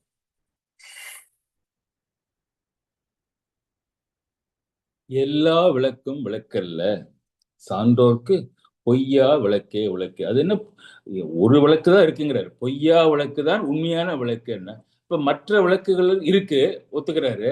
அவையெல்லாம் உண்மையிலே விளக்கு அல்ல. எதனால? மற்ற விளக்குகள்னா என்ன? இப்ப ஃபார் எக்ஸாம்பிள் டே டைம்ல பாத்தீங்கன்னா சன்லைட், சன் ஒரு விளக்கு, வெளிச்சத்தை கொடுப்பது விளக்கு. ராத்திரில சந்திரன், நெருப்பு, இதெல்லாம் விளக்குகள். இந்த விளக்குகள்லாம் என்ன பண்ணுதுன்னா, பகலிலேயோ இரவிலேயோ இருக்கட்டும், இந்த விளக்குகள் எரிகின்ற பொழுது, விளக்கை வெளிச்சத்தை காட்டுகின்ற பொழுது, புறத்திலே இருக்கின்ற பொருள்களை வெளிச்சம் போட்டு காட்டுகின்றது. இப்ப இருட்டா இருந்துன்னு வச்சுங்க, நமக்கு இந்த எங்க என்ன பொருள் எங்கே இருக்கின்றது என்பது தெரியாது. ஒரு கரண்ட் லைட்டோ இல்லை ஏதோ ஒரு நெருப்பிலோ ஒரு விளக்கை நாம் வைத்தால், இந்த பொருள்களை அது விளக்கி காட்டுவதனால்தான் தமிழ்ல அதற்கு விளக்குன்னு பேர். இருக்கின்ற பொருள்களை விளக்கி காட்டுதல். அப்ப இந்த மாதிரி விளக்குகள் எல்லாம் விளக்கு அல்லன்றார். ஒரே அடி அடிச்சிட்டார். எல்லா விளக்கும், அவருக்கு டவுட்டே வரல, எல்லா விளக்கும் விளக்கல்ல. எந்த பெரிய வெளிச்சத்தை கொடுக்கின்ற அந்த சூரியன் கூட விளக்கு இல்லையா? இல்ல, விளக்கு இல்ல. ஏன்? அது பொருளை விளக்குகின்றது அல்லவா? தன் பக்கத்தில் இருக்கின்ற பொருளை எடுத்து காட்டுகின்றது அல்லவா? ஏன் நீங்கள் விளக்கு இல்லை என்று சொல்கின்றீர்கள் என்றால், அதற்கு பதிலாக நீங்கள் எதை விளக்கு என்று சொல்கின்றீர்கள்? பொய்யா விளக்கை விளக்கு என்று சொல்கின்றீர்கள். ஏன் அப்படின்னு சொன்னா, புறத்திலே இருக்கின்ற பொருள்களை விளக்கி காட்டுவது இந்த விளக்குகள் என்றால், அகத்திலே இருக்கின்ற பொருள்களை விளக்கி காட்டுவது பொய்மை, இந்த பொய்யாமை. அதனாலதான் மற்ற விளக்குகளுக்கு அந்த பவர் இல்லை. நாம் உள்ளத்திலே என்ன நினைத்து கொண்டிருக்கின்றோம் என்பதை வெளிக்கி காட்டுவது இது நாம் சொல்கின்ற, நாம் வாழ்கின்ற பொய்யாமல் வாழ்கின்ற வாழ்க்கை தான் நம்முடைய அகத்திலே இருக்கின்ற பொருளை நமக்கு காட்டுவது. அகத்தின் இருளை நீக்குவதனால், புறத்தின் இருளை நீக்குகின்ற விளக்கு மாதிரி அல்லாமல் இது ஒன்றுதான். அகத்திலே இருக்கின்ற விளக்கை, அகத்திலே இருக்கின்ற இருளை நீக்கி அகத்திலே இருக்கின்ற எண்ணங்களை எடுத்து காட்டுவதனாலே அந்த பொய்யா விளக்கு ஒன்றுதான் விளக்கு அப்படின்னாரு. ரைட்டு. அப்ப இதுலயும் பாருங்க, வேண்டாம ஒரு வார்த்தை எக்ஸ்ட்ரா போட்டுருக்காரு. நீங்க கண்டுபிடிக்க பாக்கலாம் என்ன வார்த்தைன்னு. எல்லா விளக்கும் விளக்கு அல்ல. ஓகே, அப்ப எது விளக்கு? பொய்யா விளக்கே விளக்கு. 6 சரியா போச்சா? 7வது வார்த்தையை முதல் வரியில 4வது வார்த்தை என்ன போட்டுருக்காரு பாருங்க. சான்றோர்க்கு. சான்றோர்க்குன்னா பண்புடையவர்களுக்கு, சான்றாண்மைன்னா பண்புடைமை, உயர்ந்த தகைமை உடையவர்களுக்கு. அப்ப மற்றவங்க எல்லாம் பொய் சொல்லலாமா? வள்ளுவர் வேணும்னே நம்மள வார்த்தைகளை போட்டு விளையாடுறாரு பாருங்களேன். எல்லா விளக்கும் விளக்கல்ல, எந்த விளக்குமே விளக்கல்ல. Please sir, then what you mean in your mind about விளக்கு? பொய்யா விளக்கு ஒன்றுதான் விளக்கு. ஃபைன், அதோட முடிஞ்சு போச்சுல அந்த குரல்ல. அவருக்கு ஒரு பிரச்சனை, 7 சீர் வரணுமே வெண்பாவில, என்ன பண்றது அப்படின்னு பார்த்தாரு. அப்படிலாம் போடல அவரு. அங்க ஒரு பாயிண்ட் வச்சாரு. என்னன்னா, சான்றோர்க்கு பொய்யா விளக்கே விளக்கு அப்படின்னா, உண்மை அவர் என்ன பண்ணிருக்கலாம்னா, எல்லோருக்குமே பொய்யா விளக்கே விளக்கு. அது இலக்கணம் கரெக்டா இருக்கும். இந்த சான்றோர்க்குங்கிற வார்த்தையை எடுத்துட்டு எல்லாருக்கும் என்று போட்டீங்கன்னாலும் சரிதான். எல்லாருக்கும் பொய்யா விளக்கே விளக்கு அப்படின்னு சொல்லிருக்கலாம். வித்தவுட் எக்ஸெப்ஷன் டு எவ்ரிபடி பொய்யா விளக்கு தான் விளக்கு அப்படின்னு சொல்லியிருக்கலாம். ஆனா ஏன் அதை சொல்லு அப்படின்னா, ஒருவன் பொய்யே பேசாமல் மெய்யே பேசினால் அவனை காமன் மேன் மாதிரி கூப்பிட விரும்பல, எல்லாருக்கும் சொல்ல விரும்பல. அப்படி ஒரு பேசினாலே அவன் சான்றோன். அவன் is a perfect gentleman, 100% honest man, is a great man. அதனாலதான் இது முன்னுக்கும் பின்னுக்கும் முரணாய் நிக்குது பாருங்க.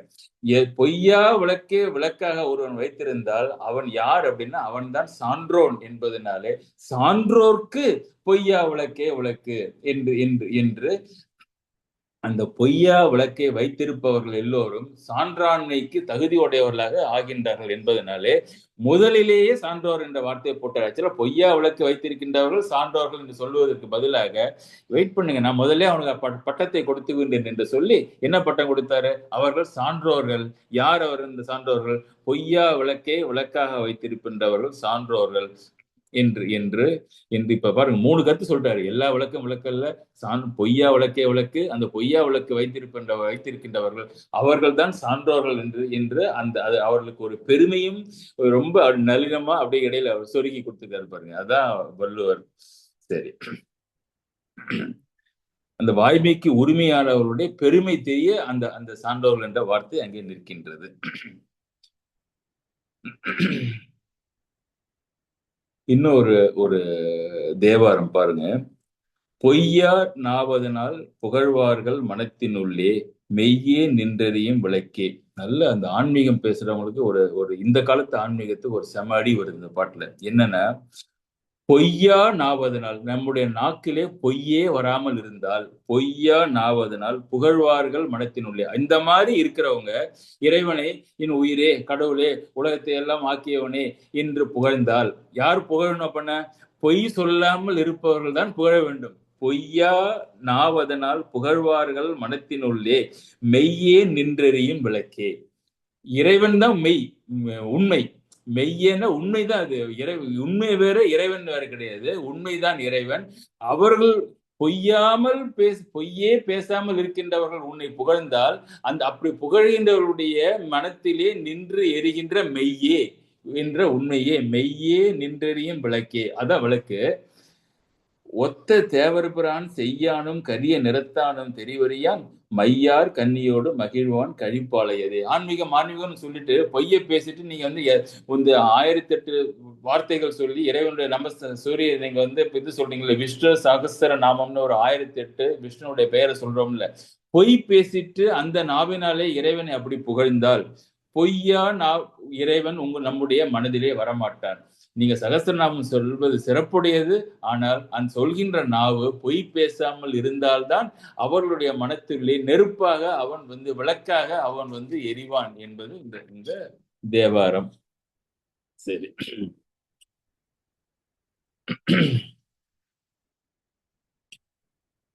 வள்ளலாரும் இதே குரலை படிச்சுட்டு அவர் தன்னை எப்படி சிறுமைப்படுத்தி கீழ்மைப்படுத்தி அடக்கமாக சொல்றாரு பாருங்க. மெய் விளக்கே விளக்கல்லால், எல்லா விளக்கும் விளக்கல்ல, மெய் விளக்கே விளக்குனார்ல, என்ன விளக்கு? பொய்யா விளக்கே விளக்குனார்ல. பொய்யா விளக்குக்கு பதிலா பாசிட்டிவா வள்ளலார் சொன்னாரு மெய் விளக்குன்னாரு. மெய் விளக்கே விளக்கல்லால் வேறு விளக்கு இல்லை என்றார் மேலோர். இந்த மேலோர்னா யாரு? இந்த குரல் எழுதினவர் தான், திருவள்ளுவர் தான். அப்படியே இருக்கு பாருங்க. மெய் விளக்கே விளக்கல்லால் வேறு விளக்கு இல்லை என்றார் மேலோர். நானும் இதெல்லாம் படிச்சுட்டு இதை நமக்குன்னு சொல்றாரு. நானும் பொய் விளக்கே விளக்கென உட்பொங்கி வழிகின்றேன் ஒரு புதுமை என்றோ.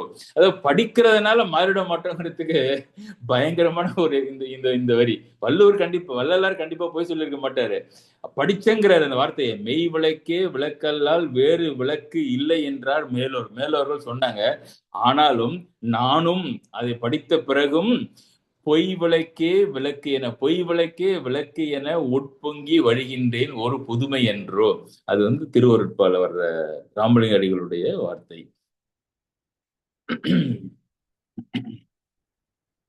எல்லாருமே இறைவனை புகழ்கின்ற போது இன்னொன்னு சொல்றாங்க, பொய்யா விளக்குன்னு சொல்றாங்க, உண்மையேன்னு சொல்றாங்க, மெய்யேன்னு சொல்றாங்க. மெய்யராகி பொய்யை நீக்கி வேதனையை துறந்து செய்யறானார்.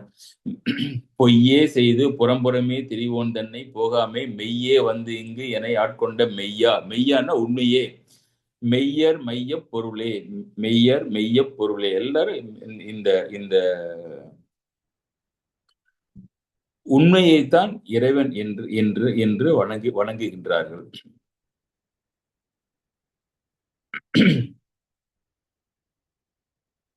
கம்பனுக்கு ஒரு சீன் வருகின்றது. என்ன அப்படின்னா, காட்டிற்கு அயோத்தியிலிருந்து செல்கின்றார்கள்.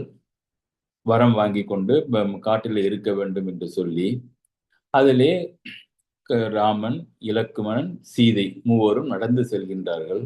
இருள் வருகின்றது, இருட்டி போச்சு. அவங்களுக்கு அங்க கை விளக்கு கிடையாது.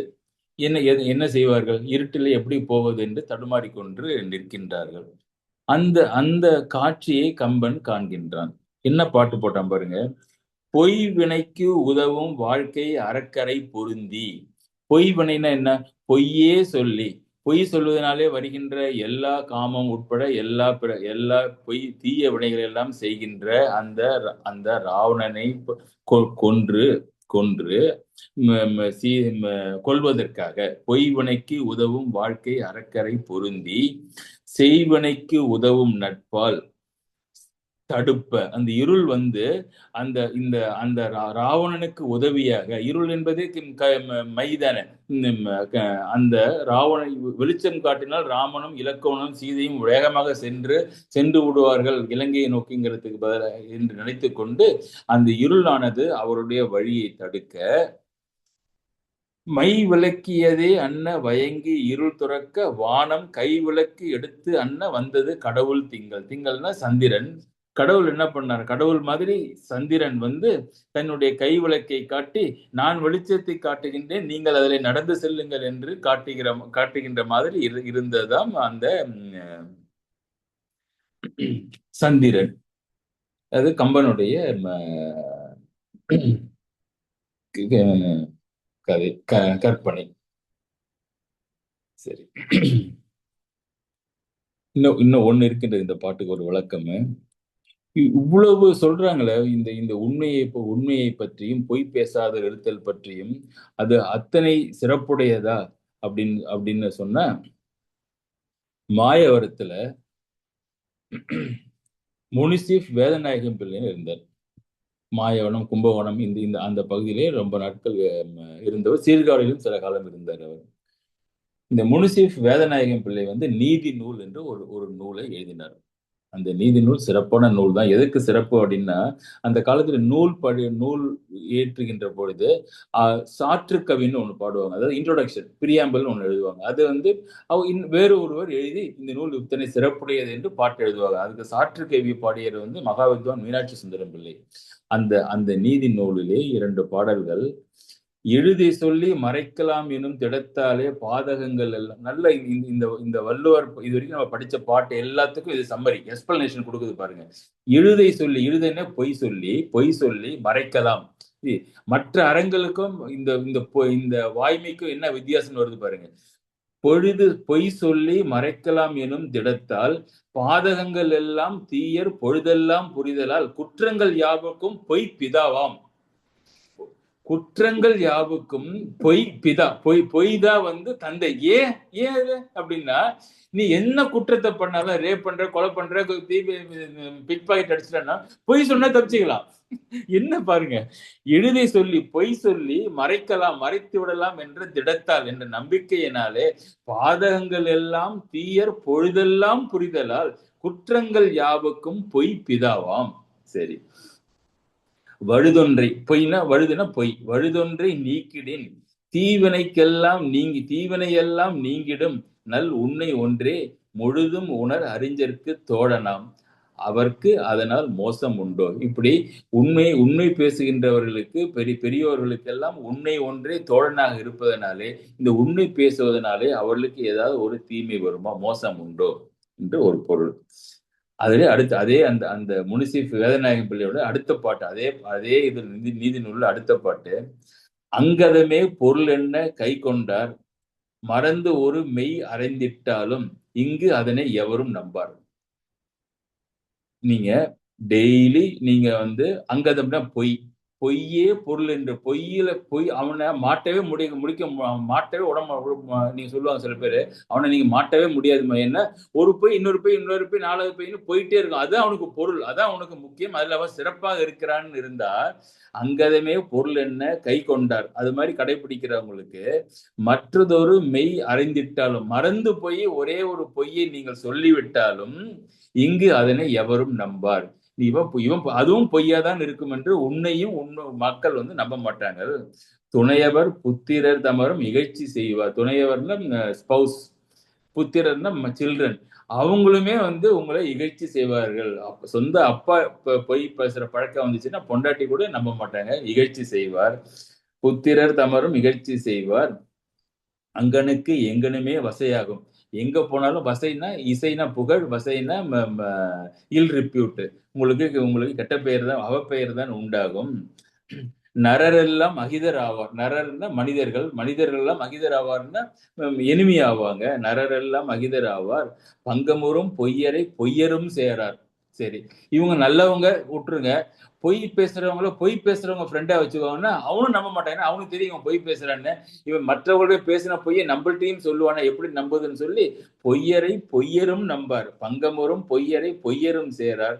தம் உளமும் பழிக்கும் அன்றே.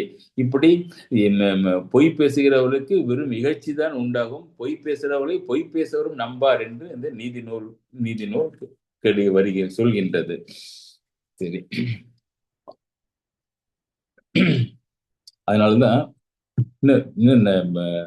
சரி, கடைசியில பார்த்தோம். டைம் இருந்ததுன்னா மற்ற கிராஸ் ரெஃபரன்ஸ் அப்புறம் பார்க்கலாம்.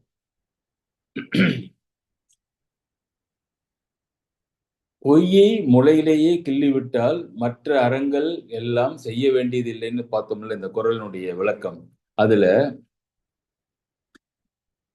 அது இன்னும் கொஞ்சம் டெப்த் அதுல கிடைக்குது பாருங்க. முன்னம் ஒரு பொய் உரைக்க, முதல்ல வந்தோடனே ஏதோ ஒரு ரீசனால ரொம்ப சிந்தனை செய்யாமல் நீங்கள் ஒரு பொய்யை சொல்லிட்டீங்க. முன்னம் ஒரு பொய் உரைக்க, அப்பொய் வெளியாகாமல் மூடும் வன்மை பின்னும் ஒரு பொய் உரைக்க. ஒரு பொய் சொன்னா it will lead to 1000 boys அப்படிங்கிறது நம்ம நம்ம நேச்சுரலா பாக்குறோம். நம்ம அந்த முதல் பொய்யை மூடுவதற்காக அப்பொய் வெளியாகாமல் மூடும் வண்ணம் பின்னும் ஒரு பொய் உரைக்க. ரெண்டாவது பொய் நீங்க சொல்றீங்க. ரெண்டாவது பொய் எதனால சொன்னீங்க? யோசிக்காமல் சொன்ன முதல் பொய்யால முன்னம் ஒரு பொய் உரைக்க, அப்பொய் வெளியாகாமல் மூடும் வண்ணம் பின்னும் ஓர் பொய் உரைக்க, அதையும் நிலைநிறுத்த ஒரு பெரும் பொய் சொல்ல. ரெண்டாவது பொய்ய அவன் நிலைநிறுத்துவதற்காக, ப்ரூவ் பண்ணுவதற்காக இன்னும் ஒரு பெரிய பொய்யை நீங்கள் சொல்ல. இன்னவாக கைதவம் 1 200 கைதவத்துக்கு இடமாம். இப்படி ஒரு பொய் சொன்னீங்கன்னா you will end up telling 200 lies.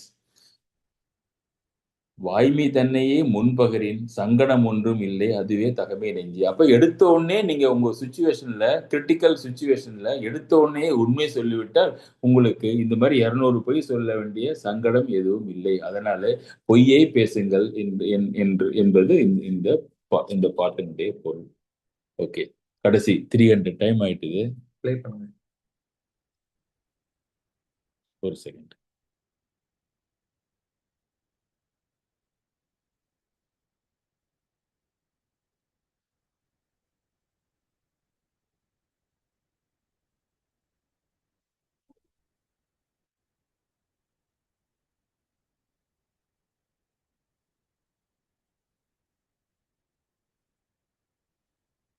யாமையா கண்டவற்றுள் இல்லை எனை துன்பும் வாய்மையின் நல்ல பிற.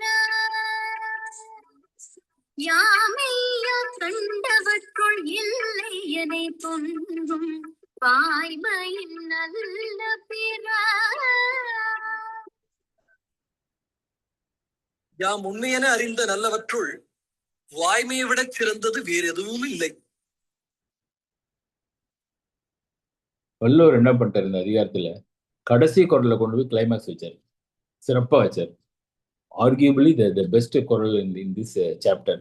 என்ன அப்படின்னா, எல்லாமே உண்மையை பற்றி தானே சொல்லுது. அப்படின்னா யாம் மெய்யா கண்டவற்றுள், யான் மெய்யா கண்டவற்றுள்னா யான் உண்மை என்று சிறப்புடையது எதெல்லாம் என்று நான் தேடினால், கண்டவற்றுள்னா ஆராய்ச்சி பண்ணி எல்லாரையும் கேட்டு விசாரிச்சு படிச்சு தெரிந்தவற்றுள், யாம் மெய்யா கண்டவற்றுள் இல்லை என தோன்றும் வாய்மையின் நல்ல பிற. வாய்மையோடு நல்லது ஒன்று இருக்கின்றதா என்று கேட்டால் இல்லை என எனக்கு தோன்றுகிறது.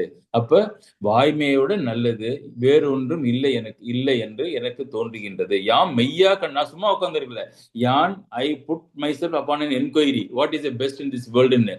யாம் மெய்யா கண்டவற்றுள் இல்லை என தோன்றும் வாய்மையின் நல்ல பிற. இதுல என்ன இந்த குறளுடைய சிறப்பு அப்படின்னு சொன்னா, இந்த அதிகாரத்தை எப்படி ஆரம்பிச்சாருன்னு பாருங்க. Let us go back to the first Kural. இது என்ன, எதுல ஆரம்பிக்குது? அங்கேயும் ஒரு கேள்வி பதில் ஆரம்பிக்குது, இதுலயும் ஒரு கேள்வி பதில். வாய்மை எனப்படுவது யாது எனின் யாதொன்றும் தீமை இல்லாத சொல்லல்னார்ல. அப்ப வாய்மை எனப்படுவது யாது என்று என்னை கேட்டேன். அங்க கொஸ்டின் என்ன வந்துச்சு? அங்க வாய்மை என்று சொல்லப்படுவது எது என்று என்னை கேட்டால் அப்படின்னு கேட்டார். அப்ப எனக்கு தெரியல, வாய்மை எது என்றால் பிறருக்கு தீமை செய்யாத சொற்களை சொல்லுதல் தான் வாய்மை என்று உலகத்திலே எல்லோரும் சொல்லிக் கொண்டிருக்கின்றார்கள் என்று தன்னை பின்வாங்கி கொண்டு, தன்னை முன்னிறுத்தாமல், தன்னை விட படித்தவர்களும் மற்றவர்களும் என்ன சொல்கின்றார்கள் என்பதை வாய்மை என்பதற்கு டெஃபினிஷனாக கொடுத்தார். வாய்மை எனப்படுவது யாதெனின். இங்க it throws all caution to wind. இங்க என்ன சொல்றாருன்னா, மத்தவங்க என்ன சொன்னா உனக்கு என்னப்பா, எனக்கு என்னப்பா, நானே சொல்கின்றேன் என்று. பாசிபிளி இந்த 9 குரல் போட்டப்ப he got too much absorbed into this வாய்மை. அப்ப என்ன கதையை மாத்திட்டாரு. மத்தவங்க வாய்மை எனப்படுவது என்ன, பிரத்யார் என்ன எனப்படுவது, நான் சொல்றேன் வாய்மை எனப்படுவது யாதுன்னு கிடையாது. நான் கண்டவற்றுள் வாய்மையோட சிறந்தது வேறு எதுவும் இல்லை. யாம் மெய்யா கண்டவற்றுள் யான் உண்மை என சிறப்பென கண்டவற்றுள் இல்லை என தோன்றும் வாய்மையை விட நல்லது வேறொன்றும் இல்லை என எனக்கு தோன்றுகின்றது என்று. என்ன எவிடன்ஸ் சொன்னார் அப்படின்னா, he puts himself as a evidence. நான் தான் சாட்சி. என்ன சாட்சி? நான் ஆராய்ச்சி பண்ணிருக்கிறேனே, நான் மெய்யானவற்றை எல்லாம் கண்டு இருக்கின்றேன். அந்த கண்டதிலே இந்த வாய்மையை விட சிறந்தது வேறொன்றும் இல்லை என்று தோன்றுகின்றது. வேற என்ன? Take it, I am saying அப்படின்று பிறர் இப்படி சொல்கின்றார்கள் என்று வாய்மையை ஆரம்பித்த முதல் குரலிலே ஆரம்பித்தவர் இங்கு நான் சொல்கின்றேன், முடிக்கின்றேன், இதை விட சிறந்தது வேறொன்றும் இல்லை என்று சொல்கின்றார். இது எவ்வளவு சிறப்புடையதுங்கிறது சொல்றேன் பாருங்க. கான்டெக்ட் இந்த பாரதியார் இருக்காருல்ல, அவர் அப்படியே நிறைய இடத்துல இந்த வள்ளுவருடைய டெக்னிக்கை ஸ்ட்ராட்டஜியை ஃபாலோ பண்ற ஒரு கவிஞர். தனி ஒருவனுக்கு உணவில்லை எனில் ஜகத்தினை அழித்திடுவேன்னு ஒரு பாட்டு பாடினார். கோபம் பொது உடைமைவாதி இல்ல பாரதியார். என்ன சொன்னார்னா, யாராவது ஒருத்தவனுக்கு சோறு இல்லை என்றால் நான் இந்த உலகத்தை அழித்து விடுவேன், தனி ஒருவனுக்கு உணவில்லை என்றால் இந்த ஜகத்தினை அழித்திடுவேன். நம்ம எல்லாம் கைத்தட்டுறோம். இப்படி ஒரு என்னது எக்கனாமிஸ்ட், இப்படி ஒரு ரெவல்யூஷனரி இருக்காரா பாரதியார் தமிழ்ல வந்திருக்காருன்னு. வள்ளுவர் பாருங்க அதோட சிறந்து விளங்குகின்றார். என்ன சொன்னார் அப்படின்னா, இறந்தும் உயிர் வாழ்தல் வேண்டின் பறந்து கெடுக இவ்வுலகை ஏற்றியான். இது உலகை ஏற்றியவன் பிரம்மா. அவனுக்கு ஒரு சாபம் போட்டார். என்ன சாபம் என்றால், இறந்தும் உயிர் வாழ்தல் வேண்டின், பிச்சை எடுத்துதான் ஒருத்தவன் உயிர் வாழ வேண்டும் என்றால் இந்த உலகத்தை யாரையா படைச்சதுன்னாரு. பிரம்மா படைச்சான் சார். அவன் சாப்பிட்டோம் அப்படின்னாரு. பறந்து கெடுக இந்த உலகத்தை ஏற்றியவன் என்று. அப்ப தனி மனிதனுக்கு உணவு இல்லை என்றால் ஜகத்தினை அழிப்போன்னாரு வள்ளுவர். பாரதியார் ஜகம் வேண்டாம், ஜகத்தை உருவாக்கினவனே நான் அழிக்கிறேன்னு சாபம் விட்டார் வள்ளுவர். அப்ப அப்படியே வள்ளுவருடைய டெக்னிக்கை தான் பாரதியார் ஃபாலோ பண்றாரு. இதுலயும் பாருங்க, யாமறிந்த மொழிகளிலே தமிழை போல் தமிழ் மொழி போல் இனிதாவது வேறெங்கும் காணேன்னாரு. அப்ப தன்னையே ஒரு ஒரு ஒரு எக்ஸ்பீரியன்ஸுக்கு வச்சுக்கிட்டு, யாமறிந்த மொழிகளிலே தமிழ் மொழி போல் இனிமையானது வேறெங்கும் நான் கண்டதில்லைங்கிற மாதிரி வள்ளுவரும் அதே மாதிரிதான் யாம் மெய்யா கண்டவற்றுள் இல்லை என தோன்றும் வாய்மையின் நல்ல பெற என்று இந்த குரலிலே தன்னையே சாட்சியாக்கி, this is the final proof, I am the proof அப்படின்னு முடிக்கிறார் இந்த வாய்மை என்ற அதிகாரத்தை.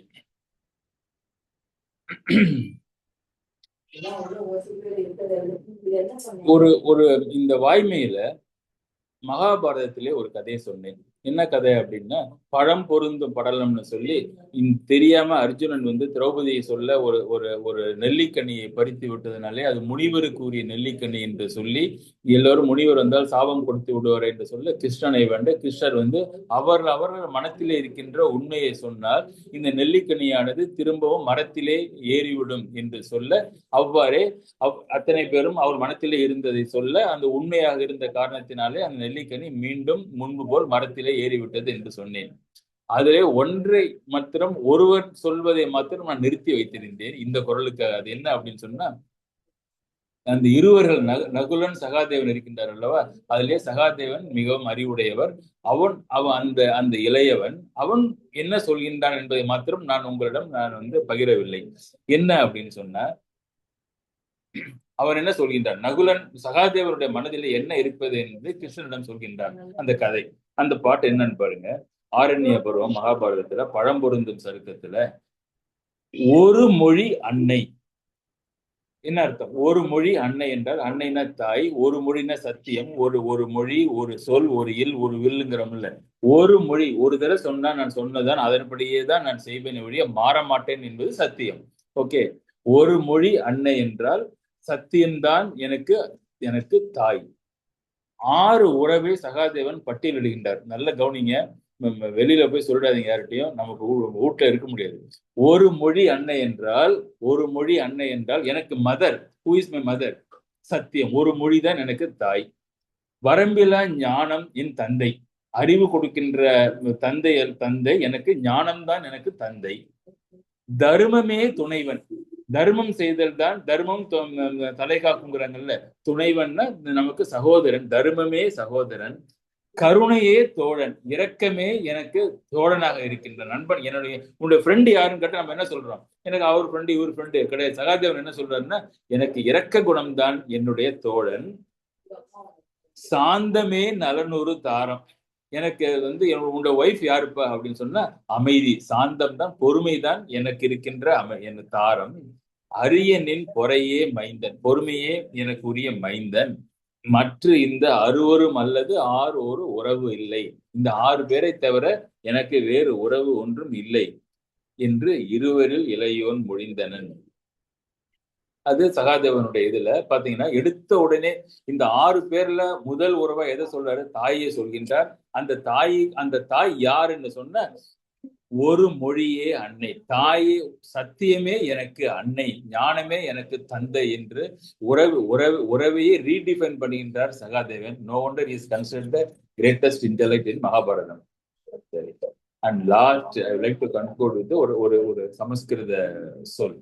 என்ன அப்படின்னா, சத்தியத்துக்கு சாந்தோக்கியத்தே ஒரு சொற்றொடர் வருகின்றது.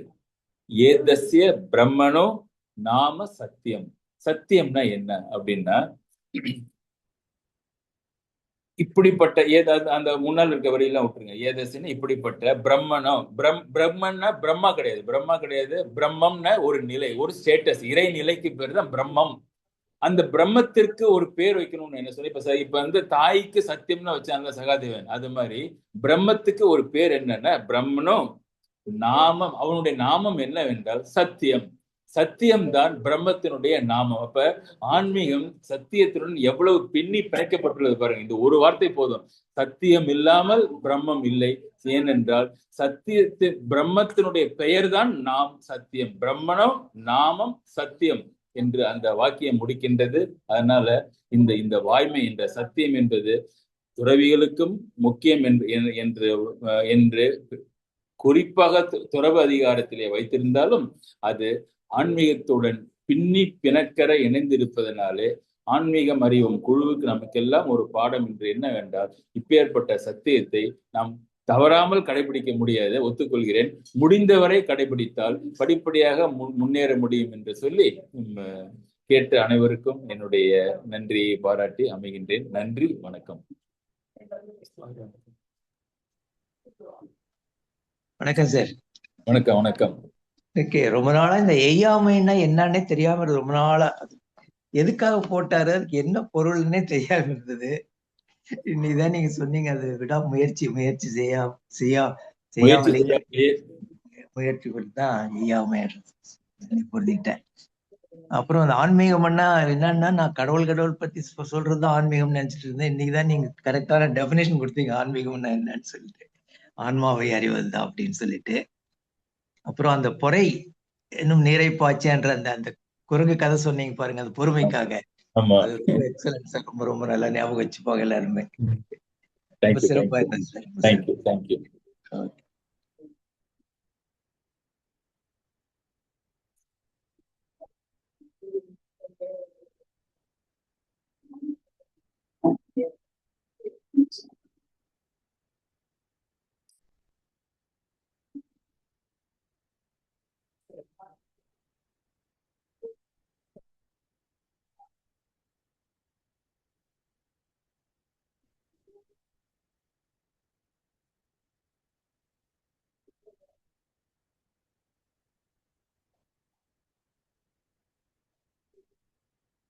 அமைதியா இருக்கு எல்லாரும்.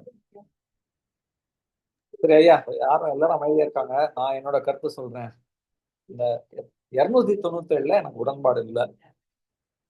297 நீங்க உண்மையே பேசிட்டு பாக்கி எந்த அறத்தையும் செய்யாம இருந்தா உண்மை பேசுறதே சிறப்பு. அப்போ உண்மை அப்படிங்கிறது, உண்மை பேசுறதுல என்ன பயன் இருக்கு? ஒருத்தர்கிட்ட ஒரு 100 கோடி ரூபாய் பணம் வச்சிருக்காரு, யாருக்கும் எதுவும் கொடுக்க மாட்டேங்கிறாரு, ரொம்ப கண்டித்தனமா இருக்காரு, எந்த உதவியும் செய்ய மாட்டேங்கிறாரு, பொய்யும் சொல்ல மாட்டேங்கிறாரு. அதனால ஒரு சமுதாயத்துக்கு என்ன பயன்? அவ்வளவு நிறைய தேவைப்படுது, அவருக்கும் தேவையில்லை அந்த பணம், அவ்வளவு பல ஜெனரேஷன்ஸ்க்கு தேவையில்லை, எந்த உதவியும் செய்ய மாட்டேங்கிறாங்க.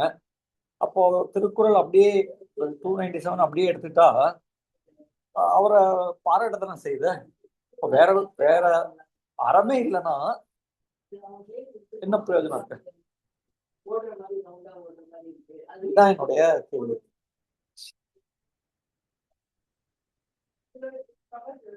சங்கர், சங்கர் கேட்கவே இல்லையா? Hello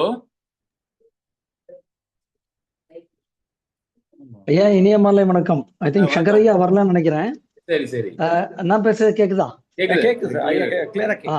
correct. ஐயா அற்புதமான அந்த கேள்வி ஒண்ணு கேட்டிருக்கிறாரு. என்ன கேட்டிருக்கிறாரு அப்படின்னாக்க, பொய்யாமை பொய்யாமை ஆற்றின் அறம்பிறை செய்யாமை செய்யாமை நன்று. அவர் சொல்றது என்ன அப்படின்னாக்க, பொய் சொல்லாம இருக்கிறதுக்கு வாய மூடிட்டு வந்துட்டாலே அதுக்கே வந்து புகழ் வரும் அப்படின்னு நீங்க சொல்றீங்களே, இது எப்படி ஏற்புடையது அப்படிங்கிறது தான் ஐயாவுடைய கேள்வி. கரெக்டா? ஆமா ஆமா ஆமா. சரி, அதாவது இத வந்து அது எப்படி நான் ஒரு உதாரணம் கொடுக்குறேன்னா, சொசைட்டில நிறைய உதவி தேவைப்படுது. ஒருத்தர் பொய்யே சொல்லல, ஆனா எந்த உதவியும் பண்ணல, உண்மையே பேசுறாரு, ஆனா எந்த உதவியும் பண்ணல. அந்த மாதிரி இருக்கிறதுனால என்ன பயன்? கரெக்ட். நீங்க இத வந்து நம்ம வந்து இந்த திருக்குறளுக்கு பார்க்கும்போது ஜென்ரலா ஒரு விஷயம் என்ன சொல்லுவாங்க அப்படின்னாக்க, அந்த தலைப்பை ஒட்டிய அணுகுமுறைகளை நம்ம கொண்டு போகணும் அப்படின்னு சொல்லுவாங்க. இப்போ இந்த அதிகாரத்துல இது வந்து துறவரத்துல வாய்மை அப்படிங்கிற ஒரு அதிகாரத்தின் கீழே இது வந்து வருது. அதனால இந்த வாய்மை அப்படிங்கிற அதிகாரத்தின் அடிப்படையில இது வர்றதுனால நம்ம இதை பார்க்க வேண்டிய முறை என்ன அப்படின்னு நான் என்ன நினைக்கிறேன் அப்படின்னாக்க, நீ உண்மை சொல்ல முடிஞ்சா மட்டும் சொல்லலைனாக்க குறைந்தபட்சம் அட்லீஸ்ட் பொய்யாவது பேசாம இரு. பொய்யாவது பேசாம இருந்தீங்கனால அது வந்து நீ நல்லது செஞ்சது மாதிரியே ஆயிடும். So this is how we will have to take the concept of this particular குறள் அப்படிங்கிறது என்னுடைய வியூ ஐயா. If this is not convincing, we will deliberate little more on this. இல்ல அது நம்ம அதனை யோசிக்கிறேன். ஏன்னா எனக்கு உடனடியா சொல்ல முடியல. நீங்க சொல்றது ஒரு நல்ல அணுகுமுறை. அந்த என்ன நிறைய குறள் அதை பத்தி சொல்லியிருக்காரு, அந்த கான்டெக்ட்ல இன்டர்பிரேட் பண்ணுங்கிறது நல்ல ஒரு வலிமையான கருத்து தான். அந்த கான்டெக்ட்ல நம்ம ஏன்னா இந்த எம்பசைஸ் வந்து இதுல என்ன பண்ணிருக்காங்க அப்படின்னாக்க, முதல்லயே சொல்லிட்டாரு, என்னென்னலாம் சொல்லிட்டாரு. வாய்மை எனப்படுவது யாதெனின் யாதொன்றும் தீமை இல்லாத சொல்ல அப்படின்னு சொல்லிட்டாரு. முதல்லயே வந்து ஒரு எக்ஸம்ஷன் கொடுத்துட்டாரு. இன்ஃபேக்ட் ஐயா வந்து கிளாஸ் எடுக்கும்போது 2 வகுப்புக்கு முன்னால சொன்னாரு, சிதம்பரம் பிள்ளை ஐயா எழுதுனதுல வந்து இந்த முதல்ல இருக்கக்கூடிய 2 குறளையும் விட்டுட்டு 3வது குறள் தன்னஞ்செறிவது பொய்யற்க பொய் தப்பின் தன்னஞ்சே தன்னை சுடும் அப்படிங்கிறது தான் முதல்ல இதுக்கு எம்பசிஸா இருந்திருக்கணும், இப்படித்தான் ஸ்டார்ட் ஆகணும் அப்படின்ற ஒரு வியூவை வந்து ஐயா வச்சிருந்தாரு. இதே சீக்வன்ஸ்ல நீங்க வாங்கல, வாய்மை எனப்படுவது யாதெனின் யாதொன்றும் தீமை இல்லாத சொல்லலாம். அதாவது தீமை இல்லாத எந்த செயலா இருந்தாலும் அது வாய்மை. ஜஸ்ட் லைக் தட் அப்படியே பார்த்துட்டே போகலாம். பொய்மையும் வாய்மை அடைத்து புரை தீர்ந்த நன்மை பயக்கும் அப்படின்னு நம்ம பார்த்துட்டோம். பொய்யே சொன்னா கூட பரவாயில்ல, யாருக்கும் எந்த விதத்திலையும் பிரச்சனை இல்லை அப்படின்னாக்க that also can be taken as the truth அப்படின்றது சொல்லிட்டாரு. அடுத்த குறள்ல அழகா சொன்னாரு, தன்னஞ்செறிவது பொய்யற்க பொய்த்தபின் தன்னஞ்சு தன்னை சுடும். இதுக்கு தான் நம்ம வந்து நம்ம போன செஷன்ல நம்ம டிஸ்கஸ் பண்ணும்போது ஒரு ஜட்ஜா இருந்த அவருடைய மனசு எந்த அளவுக்கு அரிச்சது, அதுக்கப்புறமா அவர் வந்து எப்படி அந்த உண்மையை கொண்டு வந்தாரு அப்படிங்கிறத வந்து நம்ம அதுல பார்த்தோம். போன செஷன்ல பார்க்கும்போதும் உள்ளத்தார் பொய்யாதுலகின் உலகத்தார் உள்ளத்தில் எல்லாம் உடன், அதாவது பொய் சொல்லாம உண்மையை மட்டும் போட்டுனா ஒருத்தன் உலகத்தில் இருக்கக்கூடிய மக்கள் மத்தியில இருப்பான் அப்படிங்கிறதுக்கு நம்ம தர்மபுத்திரரை நம்ம மனசுல கொண்டு வந்து காமிச்சோம். ஐயா வந்து இன்னைக்கு வந்து சகாதேவன் வந்து சத்தியத்தை தாய் போல போற்றினார் அப்படிங்கிறத சொல்லிட்டார். ஸோ இதே ஆர்டர்ல நீங்க இதே ஆர்டர்ல நம்ம ஃபாலோ பண்ணிட்டு வரும்போது இந்த இடத்துல எப்படி பார்க்கணும் அப்படின்னாக்க, பொய்யாமை ஆற்றின் அறம்பிறை செய்யாமை நன்று. அதாவது பொய் அப்படிங்கிற ஒண்ணை நம்ம செய்யாம இருந்துட்டோம் அப்படின்னாக்க எந்த செயலுமே செய்யலைன்னா கூட that will also become truth அப்படிங்கிற மாதிரி நம்ம எடுத்துட்டு போகலாம். தலைப்பை ஒட்டிய ஒரு செய்தியா நான் இதை பாக்குறேன் ஐயா. இல்லையா, சரியான விளக்கம். ஏன்னா இது சரியான விளக்கம். அதாவது நான் எப்படின்னா அந்த ஒரு குறள் மட்டும்தான் குறள் அப்படின்னு எடுத்து இன்டர்பிரேட் பண்ணேன். அது மாதிரி பண்ணக்கூடாது. இது பல குறள்ல இது ஒரு குறள்னு இன்டர்பிரேட் பண்ணணும். அப்படி பண்ணா அந்த மீனிங் கரெக்டா இருக்கு. ஆமா, தொடர்பு நிலை. ஏன்னா ஆங்கிலத்துல நம்ம அண்டு போட்டு பேசும்போது முன்னால இருக்கக்கூடிய கான்டெக்ஸ்ட சேர்த்து வச்சுட்டு அதோட ரெஃபர் பண்ணணும்னு சொல்றோம் இல்லையா? அதே மாதிரி இந்த இலக்கணத்தை இந்த இடத்துல போட்டோம்னாக்க மேபி சம்வாட் ஓகே. ஐயா ஆசிரியர் ஐயா அமைதியா பார்த்துட்டு இருக்கிறாரு. சரியா தவறான அவரும் ஒரு வார்த்தை என்டோர்ஸ் பண்ணிட்டா சரியா இருக்கும்னு நினைக்கிறேன். இந்த குறளுக்கு வந்து ஓரளவு தான் பண்ண முடியும். என்ன ஃபுல் டிஸ்கஷன் இருக்கு இல்ல. அறம் பிற செய்யாமை செய்யாமை நன்று அப்படின்னா அறம் பிறன்னு என்ன? அறம் அல்லாத செயல்கள்னு வச்சுங்க நீங்க. கரெக்ட். எத்தனை பொருள் சொல்றேன் பாருங்க. விரல் அறம் பிற என்றால் அறத்தை அல்லாத பிறவற்ற அறம் அல்லாத செயல்களை நீங்க அப்ப என்ன தெரியுமா சொல்றதுல பொய்யாமை பொய் பேசாமல் இருத்தனால please don't think I am giving you license to do everything anything. No, அவனும் கூட அறம் பிற செய்யாமை நன்றுன்னாரு. சரி, இன்னொரு பொருள் இருக்கு. அறம் பிறங்கிறது பிற அறங்களை செய்யாமல் இருத்தல் நன்றுன்னு ஒரு பொருள் இருக்கு. யாரு பிற அறங்களை செய்யாமல் இருத்தல் நன்று?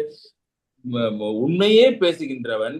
அவன் உச்சாணியில் 100 மார்க் வாங்கிட்டான். அப்ப ஒரு 40 மார்க் வாங்கின பத்தி எனக்கு பிரச்சனை கிடையாது. என்ன, பொய் பேசாமல் இருக்கின்றவன் பிற அறங்களை செய்யாமல் இருத்தல் நன்று. என்னன்னா பிற அறங்களை செய்யக்கூடியவன் பொய் பேசவனாக இருக்கக்கூடாது. அவனுக்கு அது தீமை. இவனுக்கு அது பிரச்சனை இல்லை. இவனுக்கு அது நன்றாதான் முடியும். வேற ஒண்ணும் பிரச்சனை இல்லைங்கிறாரு. பல அர்த்தங்கள் இருக்கின்றன உங்களுடைய சிந்தனைகளுக்கு. இந்த ரெண்டு அர்த்தமுமே ரொம்ப சிறப்பான அர்த்தம் தான். இல்லைன்னா அந்த கூடன்ற ஒரு வார்த்தை இல்லாததுனால இதுவும் செய்யாமல் அது எதுவும் வேற எந்த அர்த்தத்தையும் கூட நீ செய்யாம இருந்தா பரவாயில்ல, ஆனா பொய்யா சொல்லாம இருன்ற அந்த அர்த்தம் கொண்டு வர்றதுக்கு அந்த வார்த்தை இல்லாததுனால ரொம்ப எளிமையாக இதை வந்து தவறா எடுத்துக்க வாய்ப்பு இருக்கு. பொய்யாமை ஆற்றில் நீ வந்து பொய்யாமை மட்டுமே அந்த அறத்தை மட்டுமே செய்தால் அறம் பிற செய்யாமை நன்றுங்கிறதோட நேரடி பொருள் வந்து ரொம்ப நெகட்டிவா தான் இருக்கு. வேற எந்த அறத்தையும் நீ செய்யாம இருக்கிறது நல்லதுன்னு ஆயிடுது. அந்த மாதிரி வள்ளுவர் நினைச்சிருக்க மாட்டாரு. மாதிரி வந்து ஒரு பொருள் எடுக்கவே முடியாது. அதனால பொதுவான பொருள் நீங்க சொன்ன அந்த பொருள் பொய்யாமை நன்று, அறம்பிற செய்யாமை ஆற்றினாலும் நன்றுதான் அப்படின்னு சரியான ஒரு ஐயா மன்னிக்கணும். இதுக்கு வந்து ஒரு குவாலிபிகேஷனும் கொடுத்திருக்கிறாங்க. அதாவது என்ன சொல்றாங்க அப்படின்னாக்க பொய் கூறின் பிறவரம் செய்கை நன்றாகாது அப்படிங்கிற ஒரு வார்த்தையும் சேர்த்து சொல்லியிருக்கிறாங்க. அதாவது பொய்யே சொல்லாம இருக்கிறவங்க வேற அறம் செய்ய வேண்டாம் அப்படின்னு எப்படி எம்பசைஸ் பண்ணியிருக்கிறாங்களோ அதே மாதிரி பொய் சொல்றவன் வேற எந்த அறமுமே செய்ய வேண்டிய தேவையில்லை அப்படின்னு சொல்லியிருக்கிறாங்க. ஏன்னா இப்பதான் if intelligence in doing anything else கண்டிப்பா அது அறமாவே இருக்காது அப்படிங்கிறது தான் கன்க்ளூஷன் இதுல. ஏன்னா பொய் கூறின் பிறவரம் செய்கை நன்றாகாது அப்படின்னு ஒரு குவாலிபிகேஷன் இந்த இடத்துல கொடுத்துருக்காங்க ஐயா. அதுல ஒரு ப்ரிசம்ஷன் இருக்கு சார் அவர் எழுதுனதுல. ஏன்னா நான் பண்ண இன்டர்பிரேஷன் வந்து ரொம்ப ரேரஸ்ட் ஆஃப் ரேர் இன்டர்பிரேஷன். பொய்யே சொல்லாம அதாவது உண்மையே பேசுறவங்களால இதை ரெஃப்யூஸே பண்ண முடியாது. ரொம்ப ரேரஸ்ட் ஆஃப் ரேர் சிச்சுவேஷன்ஸ். அதனால நீங்க சொன்ன கருத்துக்கள்லாம் ரொம்ப நல்லா தான் இருக்கு சார். இது வந்து எப்படி வச்சுக்கலாம், கேட் பாஸே இல்ல கம்பெனிக்குள்ள போய் எப்படி வேலை பார்க்க முடியும்? ஸ்வைப் பண்ணி உள்ள போறது கதவே திறக்க முடியல. உள்ள போய் என்ன வேலையை நம்ம பார்க்க முடியும்? வந்துட வேண்டியதான். நீங்க சொல்றீங்களா? ஒரே ஒரு விஷயத்த மட்டும் உங்கள்ட்ட நான் கேக்குறேன். பொய்யாமை ஆற்றுங்கிறத தூக்கிடுங்க குறள்ல இருந்து, மீதி குறளை படிங்க. அறம் பிற செய்யாமை நன்று. நீங்க 1008 விளக்கத்தை சொல்லிக்கோங்க. அறம் பிற செய்யாமை நன்றுன்னு திருவள்ளுவர் சொல்றாரு. இத நீங்க எப்படி இன்டர்பிரேட் பண்ணுவீங்க? அது எப்போன்ற ஒரு கேள்வி வருதுயா. அறம்பிறை செய்யாமை நன்று எப்பன்னு கேட்டீங்கன்னா பொய்யாமை எப்பனாலுமே நான் சொல்றேன், எந்த அறமும் நீங்க செய்ய தேவையில்லைன்னு ஒரு கிளாஸ் கொடுக்குறாரு உங்கள்கிட்ட. எந்த பிற அறங்களையும் நீ செய்ய தேவையில்லை, ஒரு அறம் செஞ்சா போதும். என்ன அறம்? பொய்யாமைன்ற ஒரு அறம் செஞ்சா போதும். அறம் பிற எதுவுமே செய்யாமல் இருத்தல் நன்றுங்கிறாரு. எங்க சொல்லுங்க? அவர் அப்படி எல்லாம் சொல்லல. அப்படிதான் ஆப்ஷன் தான். சொல்லிருக்காரு. பொய்யாமை ஆ, பொய்யாமை ஆ, ஆற்றின் இந்த ஒரு அப்படி அறத்தை நீங்கள் செய்தால், நீங்க நேரடி பொருளை மட்டும் பாருங்க. பொய்யாமை அப்- பொய்யாமை ஆற்றின், அதாவது பொய்யாமல் இருந்தீர்கள் என்றால், இந்த ஒரு அறத்தை மட்டும் நீங்கள் செய்தீர்கள் என்றால், மற்ற அறங்களை நீங்கள் செய்யாமல் இருக்கிறது நல்லது. செஞ்சிடாதங்கிறாரு. எப்படி சார் எப்படி இதை இது நீங்க பார்க்கறீங்க? அப்படி செய்யாம பார்க்க இருக்கிறது கூடாது சார். நல்லதுன்னு சொல்ல இல்ல முடியாது இல்ல சங்கர். இல்ல இல்ல மன்னிக்கணும், அப்படி படிக்க ஆ, கூடாது சார். அத ஒரு ஆ, எப்படி படிக்கணும் அப்படின்னாக்க, interpret பண்ணணும். அறமில்லாத எந்த ஒரு செயலையும் நீங்க செய்யக்கூடாது. பொய்யாமை அறமில்லாத பொய்யாமை ஆற்றின், அது அது அதாவது அது நீங்க வந்து பொய் தான். இன்டர்பிரேஷன். அது அண்ணன் சொல்லிட்டாங்க. அதுதான், அவ்வளவுதான். ஏன்னா இப்ப இது நீங்க பாதி அந்த பாதியா படிக்க கூடாது. இன்டர்பிரேஷன் வச்சு நான் ஒரு பொருள் சொல்றேன். பொய்யாமை பொய்யாமை ஆற்றென்ற அந்த ஒரு அறத்தை பற்றிய எந்த ஒரு ஒரு ஒரு ஒரு ஒரு தூக்கலும் இல்ல பாருங்க. அந்த அறம் இருக்கு. அந்த அந்த வரி இருக்க வேண்டிய அவசியமே இல்லையா? அறம் பிற செய்யாமை செய்யாமை என்று, அதாவது வேற அறங்கள் எதுவும் நீங்க செய்யாம இருக்கிறது நல்லது அப்படிங்கறதுக்கு இந்த பொய்யாமைங்கிறது தூக்குற மாதிரியே இல்லையே. அப்படி இல்லையா சங்கர், இத சங்கர் இங்க பாருங்க. சங்கர், நான் ஒண்ணே ஒண்ணு பொய் படிக்கிறேன். ஒரு பண்ணுங்க ஒரு விளக்கம் இருக்கு இதுல. எப்படி, பண்ணுங்க. அதாவது நீங்க ரொம்ப நேரோவா இன்டர்பிரட் பண்ணீங்கன்னு தான் நான் நினைக்கிறேன். அதாவது இதுல ஒரு நேரடியா கருத்து இன்டர்பிரேட் இருக்கு. பண்றதுக்கும் நேரவா இன்டர்பிரேட் பண்றதுக்கும் வித்தியாசம் இருக்கு. இல்ல நேரடியா இன்டர்பிரேட் பண்றேன்னு சொல்லுங்க, அது கரெக்ட். நேரம்னு சொல்லாதீங்க. சரி சொல்லுங்க. நான் என்ன சொல்றேன்னா, இதுல அந்த மாதிரி இப்போ ஒரு ஆத்தரோட ஒரு கருத்து இருக்கு. நான் சொல்ல டிரெக்ட்லி ஆன் த பாயிண்ட். அதாவது நம்ம பண்ணும்போது டிரெக்ட்லி ஆன் த பாயிண்ட்னு சொல்லுவோம்ல. படிக்கிறேன்.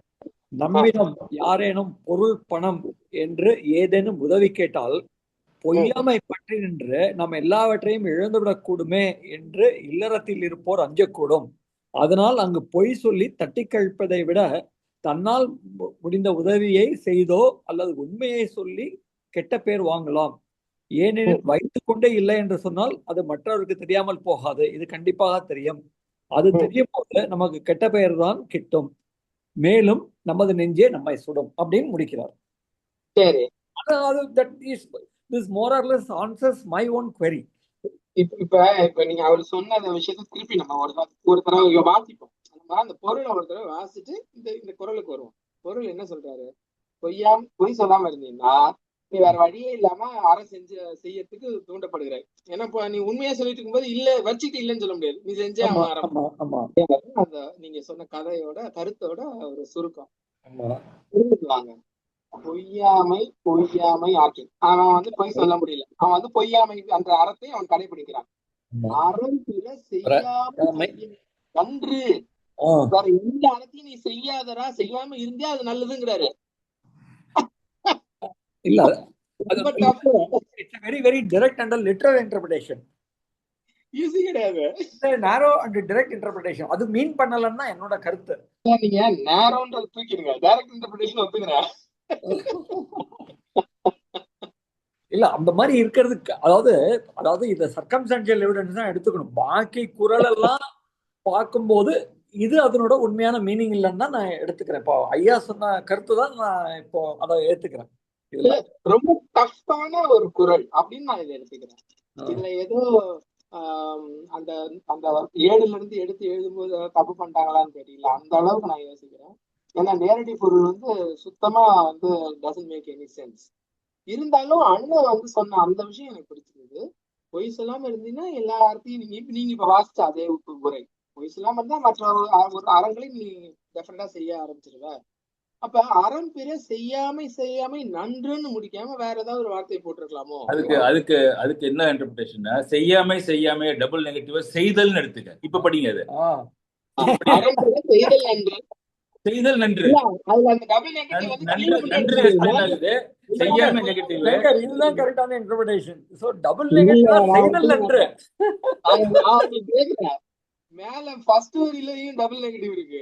ஃபர்ஸ்ட் என்ன அது சொல்றது என்னன்னா, ஒண்ணு வந்து பொய்யாமை, இன்னொன்னு வந்து கண்டினியூஸ். அதாவது பொய்யாமை என்ற ஸ்டேட்டஸ இன்னைக்கு பொய்யாமல் என்று கண்டினியூஸாக சொல்றது. மழை பொய்த்து விட்டது, பொய்யாம பெய்துன்னு சொல்றாங்கல்ல, இடைவிடாமல் பொய்யாமையை நீங்கள் கடைபிடித்தால் அறம் செய்தல் நன்றி. நீ அறத்தை செஞ்சா உன்னை பாராட்டுவாங்க.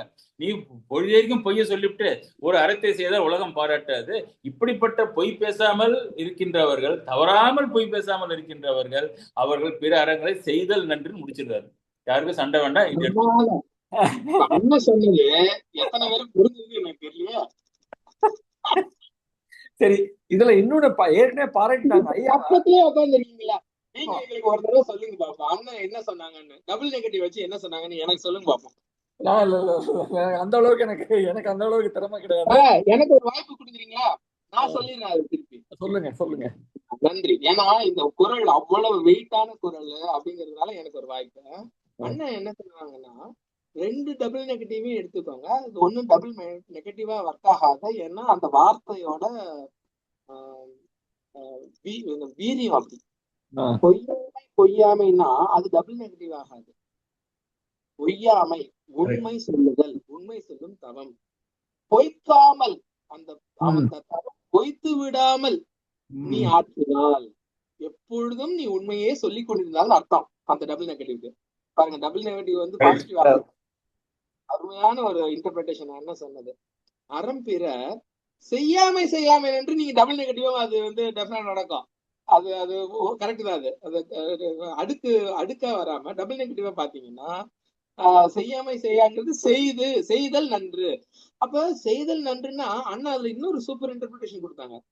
பொய் சொல்லி ஒரு அறம் செய்யறதுக்கும் பொய் சொல்லாம ஒரு அறம் செய்யறதுக்கும் வித்தியாசம் இருக்குன்னு ஒரு அருமையான. இதுதான் நல்லது. ரெண்டாவது நீங்க சொன்னதுதான், பொய் சொல்லாம இருப்போம் அறம் செய்தல் நன்றுங்கிற பிரமாதம். இதுதான் விளக்கம். சரி, ரெண்டாவது இப்ப ஐயாவை பாராட்டிட்டாங்க ஏற்கனவே. அதாவது இந்த ஆன்மீகம் அறிவோமுக்கு ஒரு பிரமாதமான விளக்கம் கொடுத்தாரு. அது ஹேட்ஸ் ஆஃப். ரொம்ப நல்லா இருந்தது செல்வா ஐயா, ஹேட்ஸ் ஆஃப். அதாவது ஆன்மீகம் அறிவோம்ல நான் புரிஞ்சுக்கிட்டது, நீங்க வெளியில ஒரு விஷயம் ஆற்றுகிறீர்கள், பல அறங்களை செய்கிறீர்கள், அதை எல்லாத்தையும் விட்டுட்டு மனசை தூய்மையா வச்சுக்கிற அறம் இருக்கு இல்லையா, அதுதான் ஆன்மீகம் நாட்டம். அந்த ஆன்மாவின் நாட்டம், ஆன்மாவை புரிந்து கொள்ளும், ஆன்மாவை சுத்தமாக வைத்துக் கொள்ளும் அந்த நாட்டம் தான் ஆன்மீக நாட்டம்னு சொன்னது ரொம்ப பிரமாதம். Very good Shankar, enjoy. சந்தோஷம். சார் தொடர்ந்து ஒரு விஷயத்த சொல்லிக்கிட்டே இருந்தார். பொய் சொல்லாம வாழ முடியுமா? என்ன சார் சொல்றீங்க நீங்க? வாயத்தொடர்ந்து பொய் தான் சொல்ல வேண்டியதா இருக்கு. நம்மளுடைய தினம் அந்த பிரச்சனை இருக்கு நமக்கு.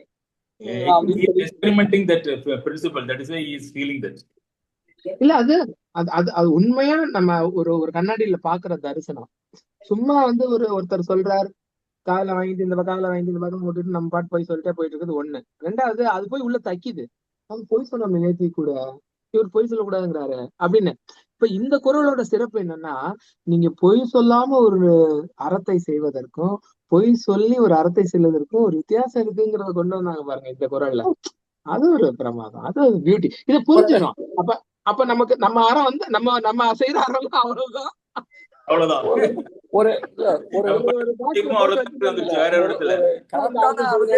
திருப்பதியில போய் 44 லட்சம் போடுறதுக்கே என்ன பயன் தெரியுது. பிரமாதம். இன்னைக்கு ரொம்ப பிரமாதம்.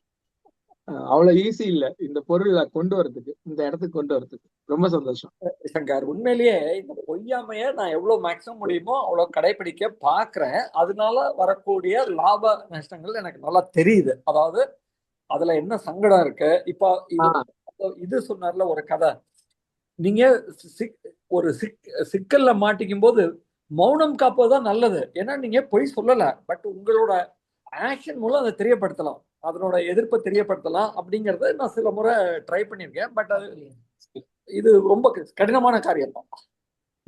உண்மைதான் நீங்க சொன்னது. ஏன்னா we are expressive. நம்ம ரொம்ப இன்ட்ரோவர்ட்டா இருந்தா கொஞ்சம் எளிமையா இருக்கும். என்னுடைய பாஸ் கூட அந்த மாதிரி நிறைய இம்ப்ரெஸ் ஆயிருக்காங்க. ஏன்னா அவங்க ஒரு சில விஷயங்கள் நீங்க கேள்வி கேட்பீங்க, பதில் சொல்லாம உட்காந்துருப்பாங்க. ஆச்சரியமா இருக்கும், எப்படி ஒருத்தவங்களால அவங்களோட பாஸ் கேள்வி கேட்டாலும் பதில் சொல்லாம அப்படியே வாய் மூடிட்டு உட்காந்துருப்பாங்க. எனக்கு ஆச்சரியமா இருக்கும், எப்படி இந்த பொம்பளை வந்து ஒருத்தன் கேள்வி கேட்கறான், அவங்களோட பாஸ் பதிலே சொல்லாம எப்படி இந்த பொம்பளை மெயின்டைன் பண்ணுதுன்னு யோசிப்பேன் நானு. பின்னாடி நான் யோசிச்சு பார்த்தாதான் தெரியும், பதில் சொன்ன மட்டும் Very with your permission, we are having biscuits and tea with your அருமை அருமை. ரொம்ப சந்தோஷம் ஐயா, ரொம்ப சந்தோஷம். ஐயா வெங்கடசுப்ரமணியம் இருக்காங்களா? அவரு கருத்து எப்பயுமே சிறப்பா இருக்கும். ஐயா வேற வணக்கம், யாரெல்லாம் கேக்குதா? கேக்குது கேக்குது. எனக்கு சுருக்கமா நகைச்சுவையா ஒரே ஒரு வரி சொல்லி என்னுடைய விமர்சனத்தை முடித்துக் கொள்கிறேன். சொல்லுங்க. உபகாரம் பண்ணாட்டியும் பரவாயில்லடா, உபதிரவம் பண்ணாம இருன்னு நம்ம நாட்டை பெரும்பாலும் சொல்லுவாங்க. அந்த மாதிரி நீண்ட நெடிய விவாதத்துல ரொம்ப அற்புதமாக எல்லாரும் பேசுனீங்க, ரொம்ப அருமையா இருந்தது. எனக்கு அந்த அளவுக்கு இன்னும் தமிழ் அறிவு பத்தல. பொய்யாமை ஆற்ற அந்த 2 வார்த்தைக்குள்ள ஒரு நெருக்கத்தை விட அறம்பெற செய்யாமை நின்றுங்கிறதுல எனக்கு இன்னும் என்னது கொஞ்சம் ஆழ்ந்து பொருளை படிச்சு பார்க்கணும்னு எனக்கு தோன்றுகிறது. அதான் ரொம்ப அருமையா டிஸ்கஷன் போச்சு, ரொம்ப நல்லா இருந்தது.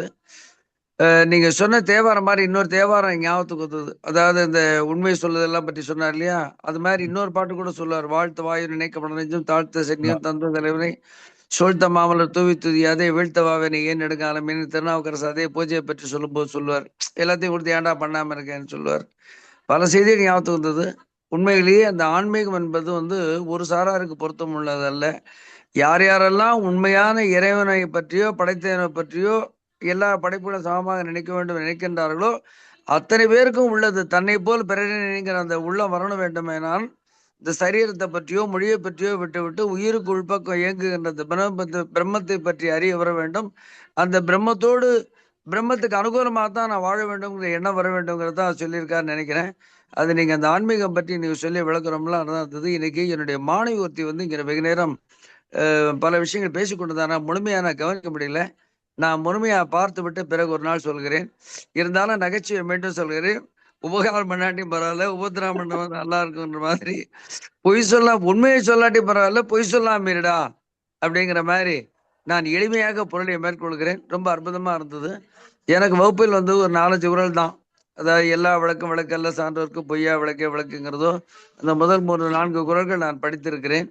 மொத்தத்துல இன்றைய வகுப்பும் நல்லா இருந்தது. இன்னைக்கு ஆனா ஏன் இன்னைக்கு வெள்ளைக்காரன் பொய் சொல்ல மாட்டான் வெள்ளையா இருக்கிறான்ற மாதிரி இன்னைக்கு என்ன ஆங்கிலத்தை நிறைய ஆசிரியர் நிறைய ஆங்கிலத்தை பயன்படுத்துறேன். இன்னைக்கு மற்ற வகுப்புகளோட எனக்கு கொஞ்சம் மசாலா தூக்கம் வர்றது மாதிரி தோன்றியது. இது நகைச்சுவைக்காக சொல்ற ஒன்றுதான். மசாலாக்கு தான் ஐயா டிமாண்ட் இருக்கு. மசாலா போடலன்னா பிளாண்டா இருக்குங்கிறாங்களே ஹோட்டல்ல. இல்ல நான் சொன்னது சரிதானே, எனக்கு கொஞ்சம் ஆங்கிலம் அதிகமா பயன்படுத்தியதா தோன்றியது எனக்கு. நான் ஒரு 70% கவனிச்சிருப்பேன். 30% நான் கவனிக்கிறதுக்கு 60 to 70% கவனிச்சு 30% வாய்ப்பு இல்லை. அதே மாதிரி அவருடைய சீடர் சாய்ராமன் அவர்கள் எடுத்துக்கொண்டு அதாவது முன்ன உள்ள பொருளை அந்த பிரேமாபசி சொல்றோமே அந்த மாதிரி முன்னோடிகளை வைத்து கொண்டுதான் பின்னட்டுக்கு பொருள் பார்க்கணும்னு ஒரு ஓவை கை சொன்னா ரொம்ப அற்புதமா. அதாவது அண்டு போடுறதுக்கு முன்னாடி இருக்கிற விஷயத்த வீட்டு கொடுத்துதான் பின்னாடி இருக்கிற விஷயத்த பார்க்கணுங்க. அந்த அவருடைய அணுகுமுறை நல்லா இருந்தது. இத வாதிட்ட சங்கரா அவரு சங்கர் சார் ஒரு பொருளுக்கு அவருடைய வாதிடு திறமையை அந்த வழக்கறிஞருக்கு முழுமையாக கொடுத்து விடலாம். நீங்க சொன்ன பிறகுதான் நானே யோசிக்கிறேன். உங்களுடைய இதுகாரம் நீங்க பேசினதுல ஒரு ஆங்கில சொல் கூட பிரைமா பேசியாக ஒரு சொல்லை தவிர ஒரு ஆங்கில சொல் கூட உபயோகிக்காம நீங்க பேசுறீங்க. எப்படி அப்படி பேசுறீங்கன்னு எனக்கு தெரியல. ரொம்ப ஆச்சரியமா ரொம்ப சரளமா பேசுறீங்க. அது ரொம்ப சுலபம். எனக்கு ஆங்கிலம் தெரியாது அவ்வளவு. ஏற்புடையது அல்ல. அப்படி இல்ல, உண்மையா தான். சாய்ராமனை கேட்டீங்க தெரியும். அதாவது நான் செல்வநாயக சார்ட்டே சொல்லியிருக்கேன், நான் நிறைய கேட்டவனை தவிர நிறைய படித்தவன் அல்ல. அதனால ஆங்கிலத்தை ஓரளவு கேட்டு வளர்ச்சி அடைந்திருக்கிறது. அதுவும் தனித்தமிழ் பேச வேண்டுமேன்னு எனக்கு ஒரு ஆசை இருக்கிறது.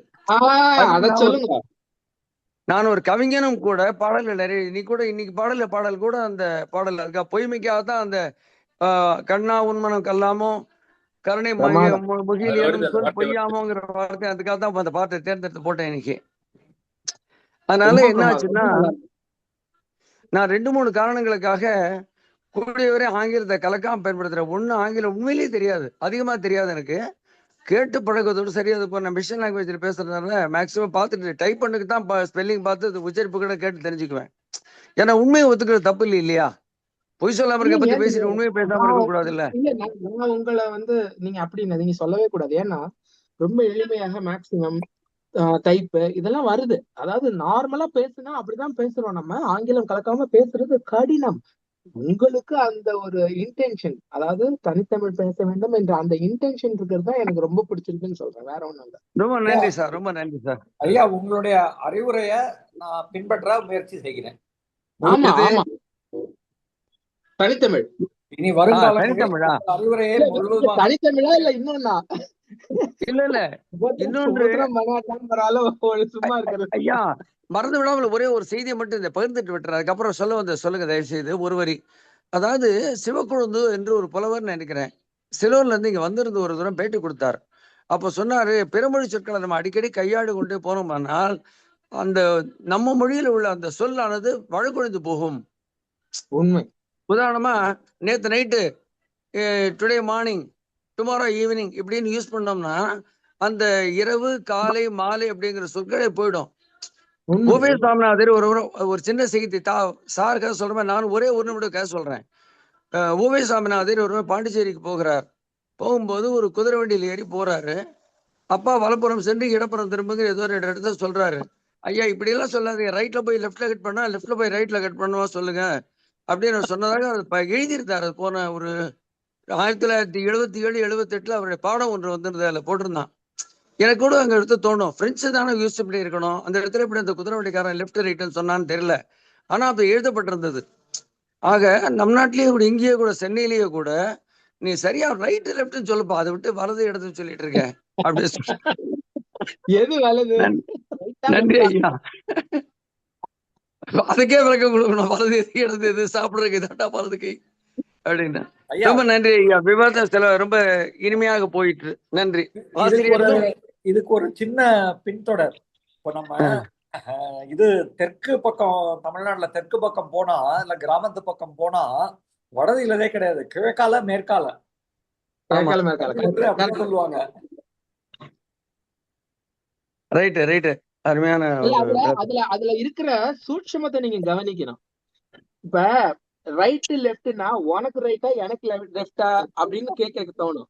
கிழக்கு மேற்குனா அப்படி கிடையாது இல்ல, போயிடலாம். ரைட். ரொம்ப சந்தோஷம், ரொம்ப சந்தோஷம். நன்றி. அனைவருக்கும் பங்கெடுத்துக் கொண்ட அனைவருக்கும் நன்றி. ஒரு முக்கிய அறிவிப்பு, அடுத்த வாரம் வள்ளுவருடைய உரைகளிலே சிறந்த உரைகளாக கருதப்படுகின்றவர்கள் ஒன்று பரிமேலழகருடைய உரை. பரிமேலழகருடைய உரை நூல் நயம் என்ற தலைப்பிலே நம்முடைய சீனிவாசன் ஐயா அவர்கள் ஒரு முறை இங்க வந்து நம்ம குழுவிலே பேசியிருக்கின்றார். 2-3 வாரங்களுக்கு பேசுவதா இருக்கிறோம். மாதம் ஒரு சண்டே வந்து பரிமேலழகர் நூல் நய உரை என்ற தலைப்பிலே பேச இருக்கின்றார். நிறைய பேருக்கு திருக்குறளை விட பரிமேலழகர் மேல ஒரு பிரியம் அதிகமாக இருக்கின்றவர்கள் நான் பார்த்திருக்கின்றேன். அவர் அதுல ஒருவர். தன்னுடைய அந்த உரை நூலினுடைய சிறப்பை பற்றி நம்மிடம் பேச இருக்கிறார் என்று சொல்லி அவசியம் வந்து அறிவை பெறுவோம் என்று சொல்லி நன்றி பாராட்டி அமைகின்றேன். நன்றி, வணக்கம். ரொம்ப மகிழ்ச்சி. நன்றி, வணக்கம். வணக்கம் சார். பக்கத்திலே பார்த்ததுல ரொம்ப மகிழ்ச்சி. நன்றி ஐயா. நன்றி நன்றி ஐயா. நன்றி.